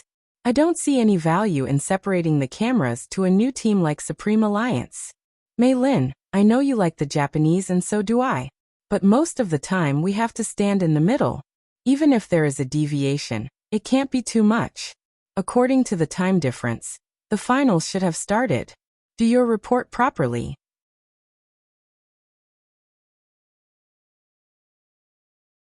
Chapter 1363. Work hard on your report. Mei Lin wasn't happy with Mr. Smith's last sentence, but she didn't think she was biased. Of course, the Japanese were more important compared to Supreme Alliance. A report was a report. She wanted to see what was more interesting about Supreme Alliance than the Japanese. Mei Lin held a small piece of equipment in her hands, aiming it at the seated person. This was something only the media could bring in. The image was clear. The competition had indeed started. The players from both teams chose their own in-game characters. Chinemo was the assassin while Bo Jiu chose the ambusher. Supreme Alliance's formation isn't easy, it's too fragile. The shoutcaster made a simple analysis based on the game character. It would be better to choose a tank. You have to be tanky to deal with the Japanese. Based on previous competitions, this is the only way to deal with them. Spadesy is starting to move. Almost everyone present knew her creed. The enemy's wilderness, my home. Is she going to steal the blue buff? She can't. Indeed, she couldn't. From the screen, The audience could clearly see the Japanese's middle lane and Hoshino trapping Bojio in the middle, one in front and one behind. It was as though they were prepared for a counterattack. Hoshino didn't show any mercy, and the damage landed directly on her body. Spadesy's HP was dropping bit by bit. Even her movements were slowing down. She was about to be surrounded. At this moment, she lifted her rifle upwards, jumping out of the encirclement and onto the riverside. It was a close shave. The fans heaved a sigh of relief. Some of the audience saw the drawbacks. Playing the game like this is too reckless. You might even lose your first kill. I've mentioned before that Spadesy was born in the wilderness and hasn't gone through proper training. It isn't possible for her to compete in a professional match for long periods of time. After all, professional matches are about teamwork. Just watch. This weakness will be magnified when she meets the Japanese. The Japanese won't allow her to snatch any beasts and Hoshino won't allow her to do as she pleases in their wilderness. Isn't that too absolute? After all, Spadesy didn't make any major mistakes. It's true that she didn't make any mistakes, but look at her current economy. It's the lowest in the entire arena. Those who have watched her play should know that no matter what, her economy is always the highest. Only when her economy is high can she deal damage. It's been more than a minute since the start of the match. Under normal circumstances, she should have gotten up by now. If she hasn't gotten up, it can only mean that she's being suppressed by Hoshino. It seemed that it wasn't just the regular spectators who noticed this. Even the director directed the camera towards her face. She was clean and handsome. Her silver hair fell down and covered her eyes. From this angle, he could only see her lower jaw. It seems like Spadesy is in a passive position. The commentator said, "She used to lead the pace, but now she's completely suppressed by Hoshino. She can't even lead the pace. I can't see her expression from this position, but she should be anxious. Indeed, if she doesn't catch up, she won't be able to fight in the later stages of the match." The Japanese are as stable as ever. It isn't just stable, look at Hoshino's movement, it's too fast. If I were Spadesy, I would raise my economy first since it's too difficult to snatch anything from Hoshino's hands. It's too much of a waste of time. 4 minutes into the match. Even the regular spectators could see something. After all, the first kill they had been waiting for didn't happen. Instead, Spadesy was being suppressed. Mei Lin stood outside the arena, holding on to her equipment, and occasionally giving a few explanations. She laughed lightly when she saw this. Actually, Supreme Alliance's newcomer king isn't clear about the situation. She isn't bad and should be famous in China, but against Hoshino, she won't be able to use her previous playstyle. We can see that even though there isn't a single drop of HP, it's obvious that Supreme Alliance isn't in a good position. The Japanese's playstyle will seep in bit by bit, and by the time they realize it, it'll be too late because the Japanese will be controlling the pace. As Spadesy was suppressed, the atmosphere in the crowd gradually turned heavy. It wasn't normal. Zhao Sampeng couldn't sit still because he could tell that little Spade was having a hard time. Once again, Bojio held onto her long spear, gliding past the wilderness. Her speed was as fast as ever. She was like the wind. Why did she go there again? The spectators shook their heads. Xiao Jing was the only one who didn't speak. He sat there with a frown. From the map, the Japanese made a prediction based on Spadesy's actions. This time, the sorcerer in the middle lane hid in front of the bushes, intending to ambush Spadesy. When the fans saw this, their breaths tightened. They didn't even dare to look at the figure approaching the bushes. The people from the Japanese side were moving towards them one by one. They seemed to be forming a huge encirclement. I'm afraid the first drop of HP is going to be Supreme Alliance. The shoutcasters sounded regretful. After all, in a team battle, the first drop of HP was very important. Spadesy, the FC King, was so popular because of this reason. But now the FC King was going to be killed by the opponent. Mei Lin shook her head. I said it from the start, the difference between the two teams is too big.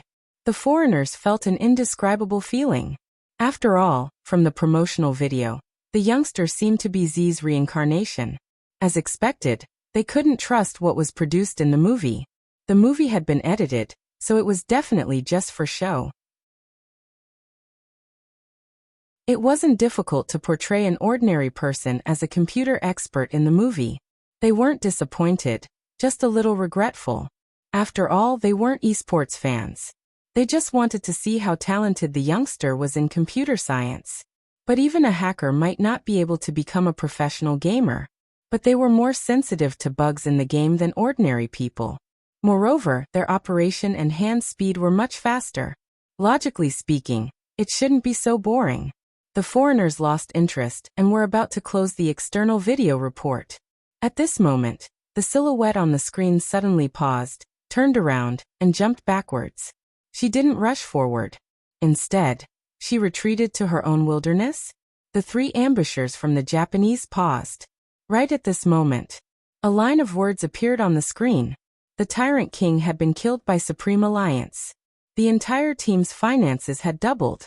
Tyrant King? The audience looked up abruptly. When did they kill the Tyrant King? Why didn't they notice it at all? It wasn't that they didn't notice it. Spadesy moved too much. Not only was the camera following her, but the Japanese's attention was also focused on her. Hoshino and Yusishin were different. When he sensed something was wrong, he had already enlarged the map and was prepared to rush towards the Tyrant King. But it was too late. After Chin Mo killed the Tyrant King, he returned the skill to its original form. As his sword flashed, he took down one of the opponent's small wild monsters. The audience couldn't keep up with the rhythm of the scene. The director immediately shifted the camera, placing his tracking gaze on Chin Mo. Wait a minute, look at the finances. I saw it, there isn't any change, it's still the lowest. It isn't Big Spade's finances, it's Almighty Chin's finances. F***CK. So much. It isn't just that, it definitely isn't that. The Supreme Alliance's fans who were familiar with them suddenly narrowed their eyes, trying to figure out what they hadn't thought of. Hoshino was one step ahead and typed a line of words on the public chat. You have been restraining me from the start, so that Chin Mo can develop faster. I really can't let my guard down when it comes to you. Was Spadesy restraining Hoshino? How was that possible?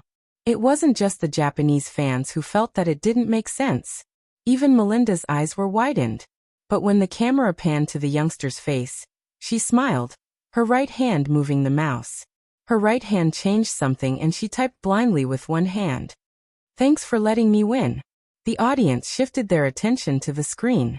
The youngster's character was buffing with red buffs. She didn't take any damage. How could she type with her free hand? But from the looks of it, she admitted that her actions weren't to snatch the opponent's wild beasts, but to restrain the Japanese's mid-beasts so that Chin Mo could develop faster. But it wasn't worth it. Even if Supreme Alliance got the Tyrant King, her finances would be. Her finances doubled. F***CK, so this is the deep water pit. Once her finances doubled, Spadesy wouldn't be the lowest in the game. That wasn't all. She didn't know where she got her money from. Her finances were growing visibly. There's actually such a playstyle. The shoutcasters were in disbelief. Not developing in the early stage, and catching up in the late stage? Another shoutcaster added, strictly speaking, this isn't the late stage, it's the early stage. It's only been 5 minutes since the start of the game. We probably thought that the disparity in strength between the two teams would be too great, and the outcome would be decided in a short period of time. But from the looks of it, that isn't the case. The biggest difference between Supreme Alliance's playstyle and the usual playstyle is that the mid-beasts and the jungler would interact with each other from afar. They might not seem to be supporting each other, but they are restraining each other. For example, Spadesy's positioning just now. She could have walked through the bushes to hide her tracks. As a FC King, she wouldn't be so clueless. I'm sure you're in the same state as me, wondering why they were moving in such a way since it would be easy for the Japanese to predict their movements. But after Chin Mo killed the Tyrant King, I finally understood why she was moving in such a manner. She used herself as bait to attract the Japanese's attention. It was a beautiful diversion. Mei Lin listened to the shoutcaster, feeling that it was nonsense. How could two players be able to work together from the east and west ends of the map? It should be a coincidence. Mei Lin held onto the microphone, smiling at the equipment. It seems like Supreme Alliance's luck isn't bad today. After all, they are competing in their own country. But I believe the same method won't work twice. Indeed. Even the shoutcaster noticed the problem. It is worth mentioning that the moment Spade was about to stop, Hoshino and Yusishin had already headed towards the Tyrant King. This means that the method didn't manage to confuse the Japanese. Chinemo was able to successfully kill the Tyrant King due to luck. This time, the Japanese are probably going to show their might.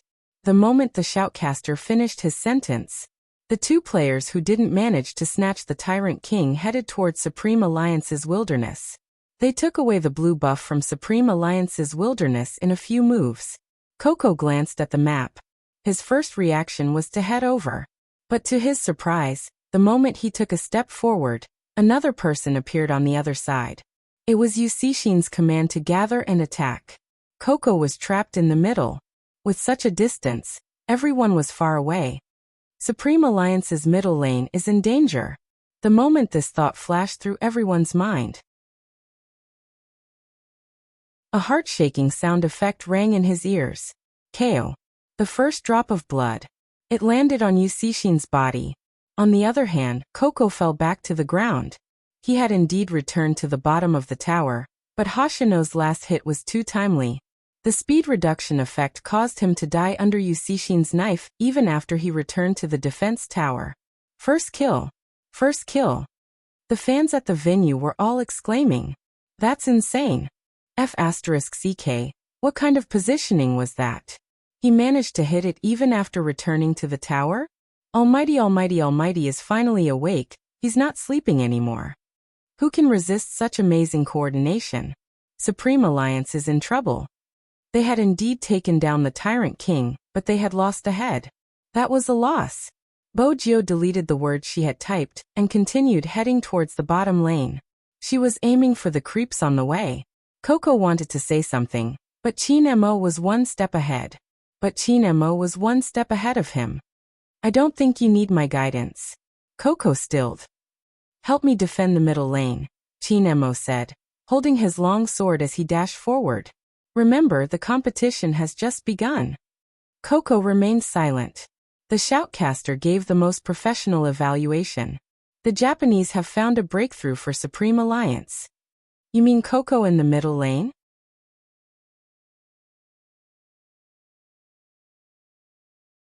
Chapter 1364.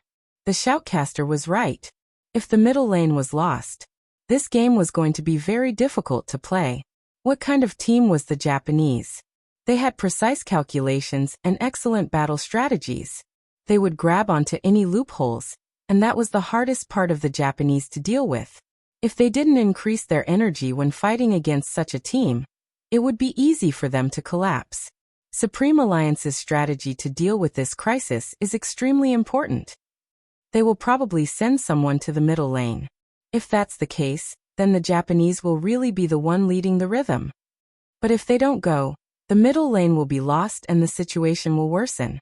Actually, the most crucial part of the assault was the coordination between Hoshino and Yusishin. If Supreme Alliance can't find a way to break their coordination, it won't be easy for them to win either lane. Supreme Alliance is starting to make adjustments. Wait a minute, they didn't make any adjustments? The shoutcaster watched Yunhu's movements on the screen, narrowing his eyes. They probably wanted to make adjustments but received instructions to return to their original positions. What about the middle lane? The other shoutcaster frowned. After all, with such a huge problem, if Supreme Alliance didn't make any adjustments, they would always be in a passive state of being suppressed. Supreme Alliance probably hasn't thought of a good idea either. The shoutcaster glanced over at Chinemo. The captains are in charge of commanding the battle. Up until now, the Japanese didn't require any leadership. Supreme Alliance, on the other hand, has been facing too many problems. That's right, but I'm not sure what state Chinemo is in right now. I wonder if he's able to predict everything with his amnesia, like he did in the past? What we can be sure of is that we are only witnessing 30% of the Japanese's and Yusishin's abilities. You can imagine how frightening their teamwork will be in the later stages of the competition. Will Chinemo be able to handle them? The shoutcaster's words were what the fans were worried about. Big Spade and Almighty Chin's long-range coordination had been spectacular. But the next second, the Japanese had taken ahead. Besides, the same method couldn't be used twice because both Yusishin and Hoshino had already guessed their plan. The Japanese were too strong. He was so strong that Lin Feng and Yin Hu hadn't left his attack range. This was also another manifestation of suppression. Even under such circumstances, the strategy hadn't changed. The shoutcaster's first thought was that there was a problem with the commander. It seems like Qin Mo isn't suitable for such a large-scale competition. After all, up until now, he had become very conforming and was not like his past self at all. The shoutcaster turned towards the big screen. The director gave a close-up shot of the white figure that was still fighting the beasts in the wilderness. That was Qin Mo's in-game character, his clothes fluttering in the wind, his long sword in hand. The speed of the jungler surprised the shoutcasters. It was not easy to have such a fast hand speed after amnesia. But this match wasn't about hand speed. It was about whose prediction was more accurate and who made fewer mistakes. I've never seen Supreme Alliance play in such a manner. This sentence was said by a fan sitting in the audience. I feel like I'm completely suppressed. Yes, it wasn't just Coco. Lin Feng, Yin Hu, and even Qin Mo and Bojo gave off such a feeling. When Qin Mo was fighting in the wilderness, they would intentionally harass him. Firstly, it was to prevent him from developing, and secondly, it was to catch him whenever possible. Zhao Samping frowned. Why didn't I think of using this method against Qin Mo in the past? Xiao Jing remained silent, his gaze deepening as he watched the screen. Mei Lin made use of the gap to turn the microphone. We can see that the competition has been going on for almost 10 minutes, and the Japanese are still in the upper hand. However, they aren't satisfied, continuing to press forward with their usual style. Even Supreme Alliance's jungler assassin seems to be suppressed. Wait a minute. Mei Lin seemed to have seen something. She paused abruptly, as though she had expected it. It seems like Supreme Alliance is going to sacrifice the second drop of blood soon. The moment she finished her sentence, the Japanese's tank appeared beside Qin Mo. The Japanese's tank walked over to Qin Mo, who was using the blue buff. He sent a signal to the sorcerer, hiding in the bushes. Qin Mo was already retreating, but the Japanese's big move had a locking function. Qin Mo was already retreating, but the person's big move had a locking function. In an instant, Qin Mo's HP dropped significantly. The sorcerer from the Japanese immediately activated his freezing skill. He wanted to use this time to trap Qin Mo. Everyone who played the assassin class knew that the most terrifying thing was to be controlled. Once they were controlled, they wouldn't be able to move at all. That would be the end of them. Almighty Qin is probably going to fall at his own doorstep. He was too careless, he knew the other party would rebel. The support from his teammates wasn't in place. But Almighty Qin didn't even send a signal. Did he forget how to command? Zhao Samping gritted his teeth. He seemed really anxious. At this moment, Xiao Jing spoke. The Japanese made a mistake. What? Zhao Samping's words had just come out. On the screen, the freezing skill didn't freeze Qin Mo. It wasn't because of the sorcerer's actions. But in that instant, Qin Mo teleported with one skill and jumped back to his original position. And that original position, it was where the sorcerer was standing. Under the camera, the Japanese sorcerer's eyes widened. He had already used his flash skill when he was about to attack. Now he couldn't dodge it even if he wanted to. First, he was slowed down by the sword formation. Then there were 3 swoosh swoosh swoosh swoosh swoosh. Silver-white light flashed. In just an instant, he was severely injured. When everyone saw this scene, their eyes were filled with joy for the first time since the team battle. Qin Mo held the mouse with one hand, his index finger clicking quickly and crisply. From that handsome face, it was impossible to tell that he was chasing after someone. Instead, his slender and fair fingers seemed to have a sense of asceticism when they moved up and down. Xiao Jing finished his sentence. Even if Qin Mo lost his memory, the Japanese shouldn't have sent just 2 people to kill him. It would have been easy for them to fail. Are you saying that the sorcerer from the Japanese will die? That shouldn't be the case. The tank has already returned to restrain Qin Mo. He can't chase forward anymore. The sorcerer has also left Qin Mo's attack range. Next he just has to. Zhao Sampeng wasn't finished. A figure suddenly appeared on the map. She was extremely fast. It was as though the wall in front of her couldn't stop her. She moved up twice and appeared beside the sorcerer. She could still vaguely see the mark in the air. Before anyone could react, she moved her rifle from her back. 2 words appeared on the screen: K.O. When the audience saw this, they froze for a second. Then they were filled with shock. No one knew how Spadesy appeared. The audience only knew one thing. This was Supreme Alliance's first kill. The score was pulled back to a draw. The tank that came with the sorcerer could only run to the center of the defense tower. He glanced at his captain's words again. Just harass, don't attack. He admitted his mistake. It's my fault. After which he added in annoyance. I thought he didn't notice me. Yu Cixin cleared half of Supreme Alliance's wilderness and smiled. Do you think Qin Mo will be easy to deal with after losing his memory? I told you not to have such thoughts. But it isn't a loss. Hoshino and I have cleared most of their wilderness. The beasts in the wilderness represented money. That wasn't all. The red and blue buffs had speed reduction effects. Assassins used up a lot of mana. Now that Supreme Alliance's wilderness didn't have these things, it meant that Qin Mo would be left behind.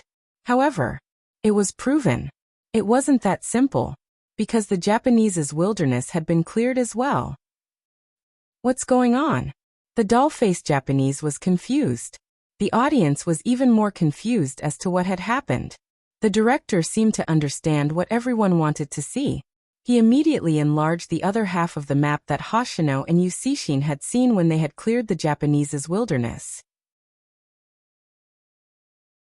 After killing the Japanese sorcerer, Spadesy hadn't returned. Instead, she had headed straight for the Japanese's wilderness. However, there was one person who was one step faster than her. That was Qin Mo. The 2 of them seemed to have guessed that they wouldn't be able to hold on to their red wilderness. Besides, there wasn't a need to chase after the tank. It was a waste of time, and they wouldn't be able to kill him. The Japanese's tank had always thought that he had escaped quickly. Hence, he had only seen their shadows at the start. Then he hadn't seen them. He should have taken a look at this angle. Once he did, he would understand that Qin Mo and Bojio's target hadn't been him from the start. Instead, it had been the wilderness on the other side of the wall on his right. The 2 of them had great teamwork. Everywhere they went, there wasn't a single blade of grass left. Even the line of soldiers had been cut off. They watched as the 2 figures flew past. Merlin, who was reporting, paused for a moment. It was too fast. No, that wasn't right. It wasn't just fast. Be it their positioning, judgment, or when they had been clearing the wilderness. The 2 figures were slender and reckless. They didn't seem to know what fear was. Weren't they afraid? They were going up against the Japanese. Besides, even if they managed to turn the score around, they had been suppressed the entire time.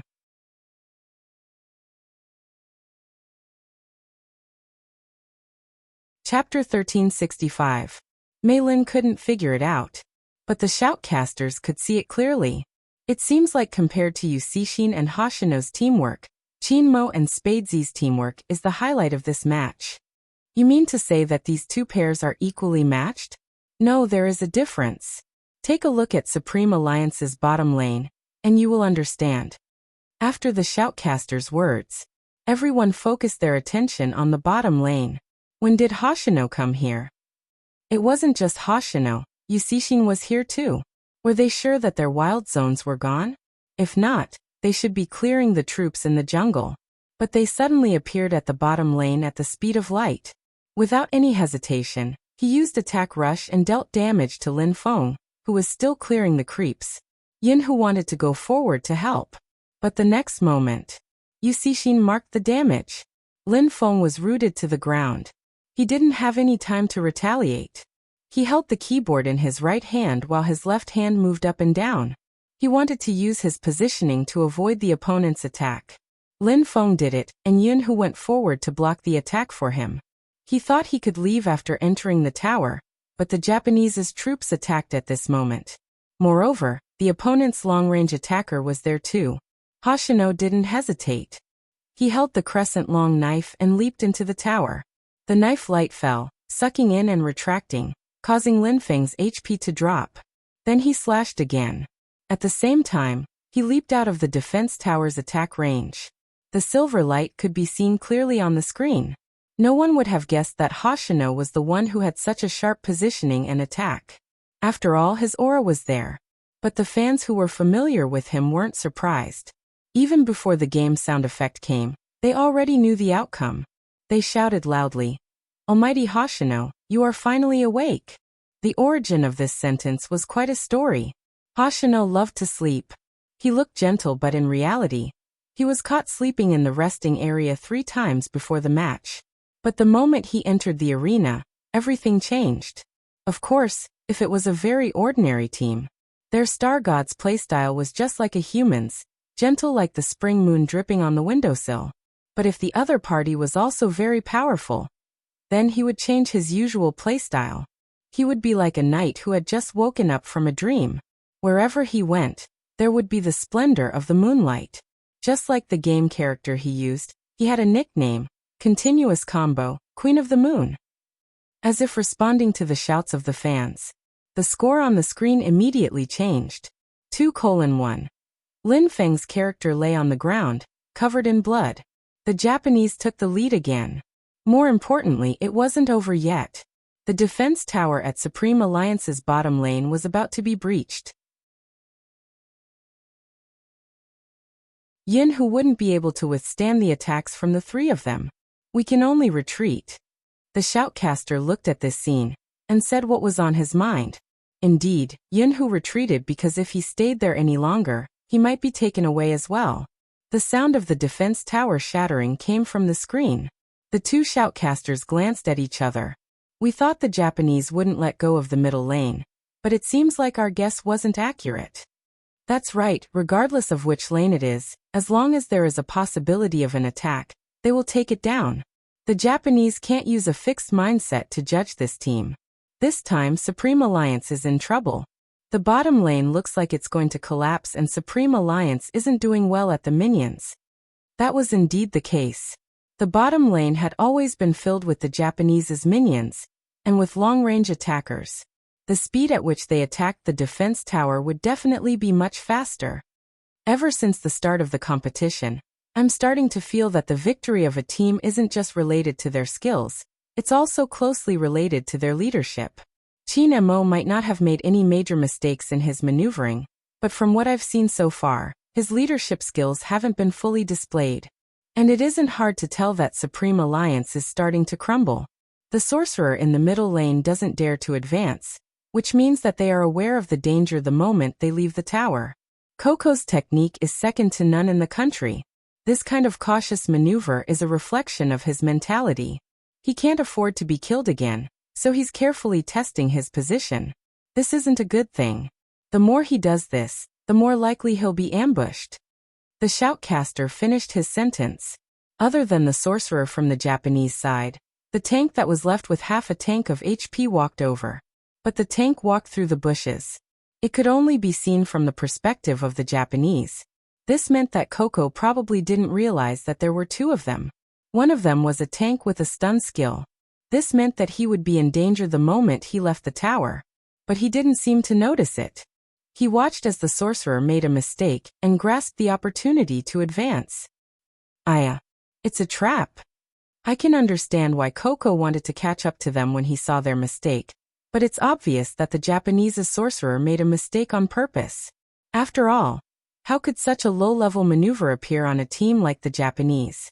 They were just trying to lure Coco into a trap. As though to verify the words of the high-end players, the Japanese's flustered sorcerer steadied his legs and threw a freezing skill on Coco. At this moment, the Japanese's tank jumped out from the bushes, intending to stun Coco. What no one expected was that the moment he jumped out, a figure suddenly appeared in front of him. Another figure leaped out from the bushes. Dressed in snow-white robes, he held a long sword in his hand, leaving a silver glow in his wake. With a slash of the long sword, a sword formation rose. Both the Japanese's tank and sorcerer were slowed down by the sword formation. Even though the Japanese were prepared, they weren't able to dodge this move. It was too fast.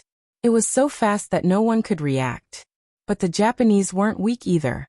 After sensing the intrusion, the Japanese's sorcerer moved nimbly to avoid Qin Mo's next attack. But to his surprise, Qin Mo wasn't attacking him. Instead, he swung his long sword. With 3 swishing sounds, each ray of silver light landed on the Japanese's tank. This was a move that no one had expected. But it was this move. It didn't just prevent Qin Mo's big move from missing. It also gave Coco the chance to cooperate with him and take one of the Japanese's heads. 2:2. The score was pulled back to a tie. There was another sound effect in the game. A defense tower on the top lane of the Japanese was destroyed. The one who destroyed the tower was none other than Spade Z, who couldn't pinpoint her whereabouts. Mei Lin watched the match. Should she say that the ignorant were fearless? Let's put it this way. For every head the Japanese took, Supreme Alliance had to return with a head. It was the same even when they pushed the tower. But in this way, they would always be one step behind the Japanese. Mei Lin shook her head, her words filled with sincerity.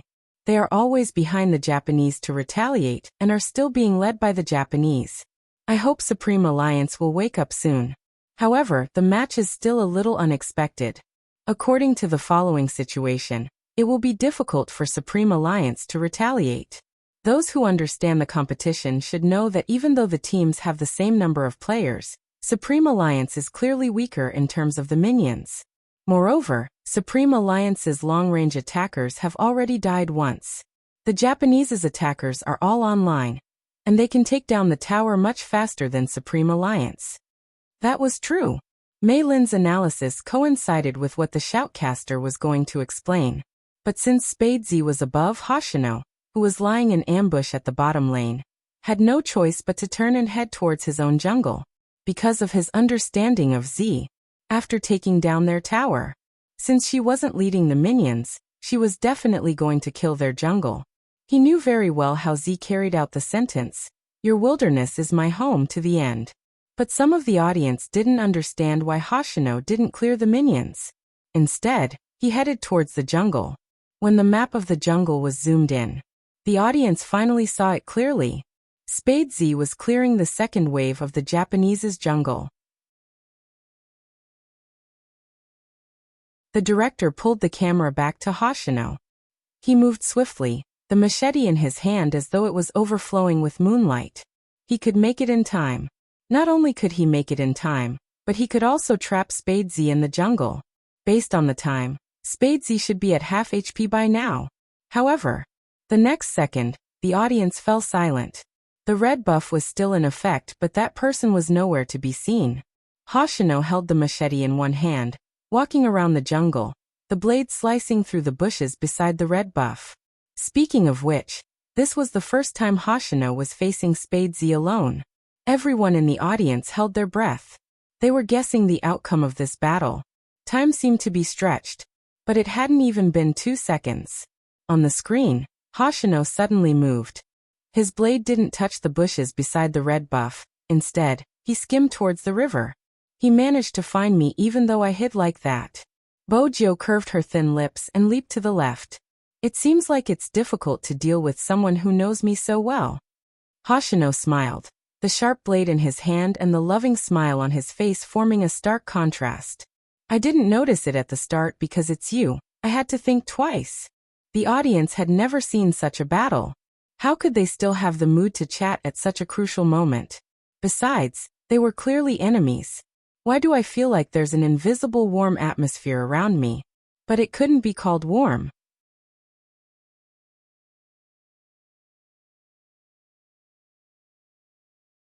Chapter 1366. It was on the big screen. The audience watched as the machete was about to hit Bojo. They held their breaths. However, at this moment, Bojo flicked her long spear back. She was one step ahead of Hoshino and returned to her original position. Her speed was so fast that everyone froze.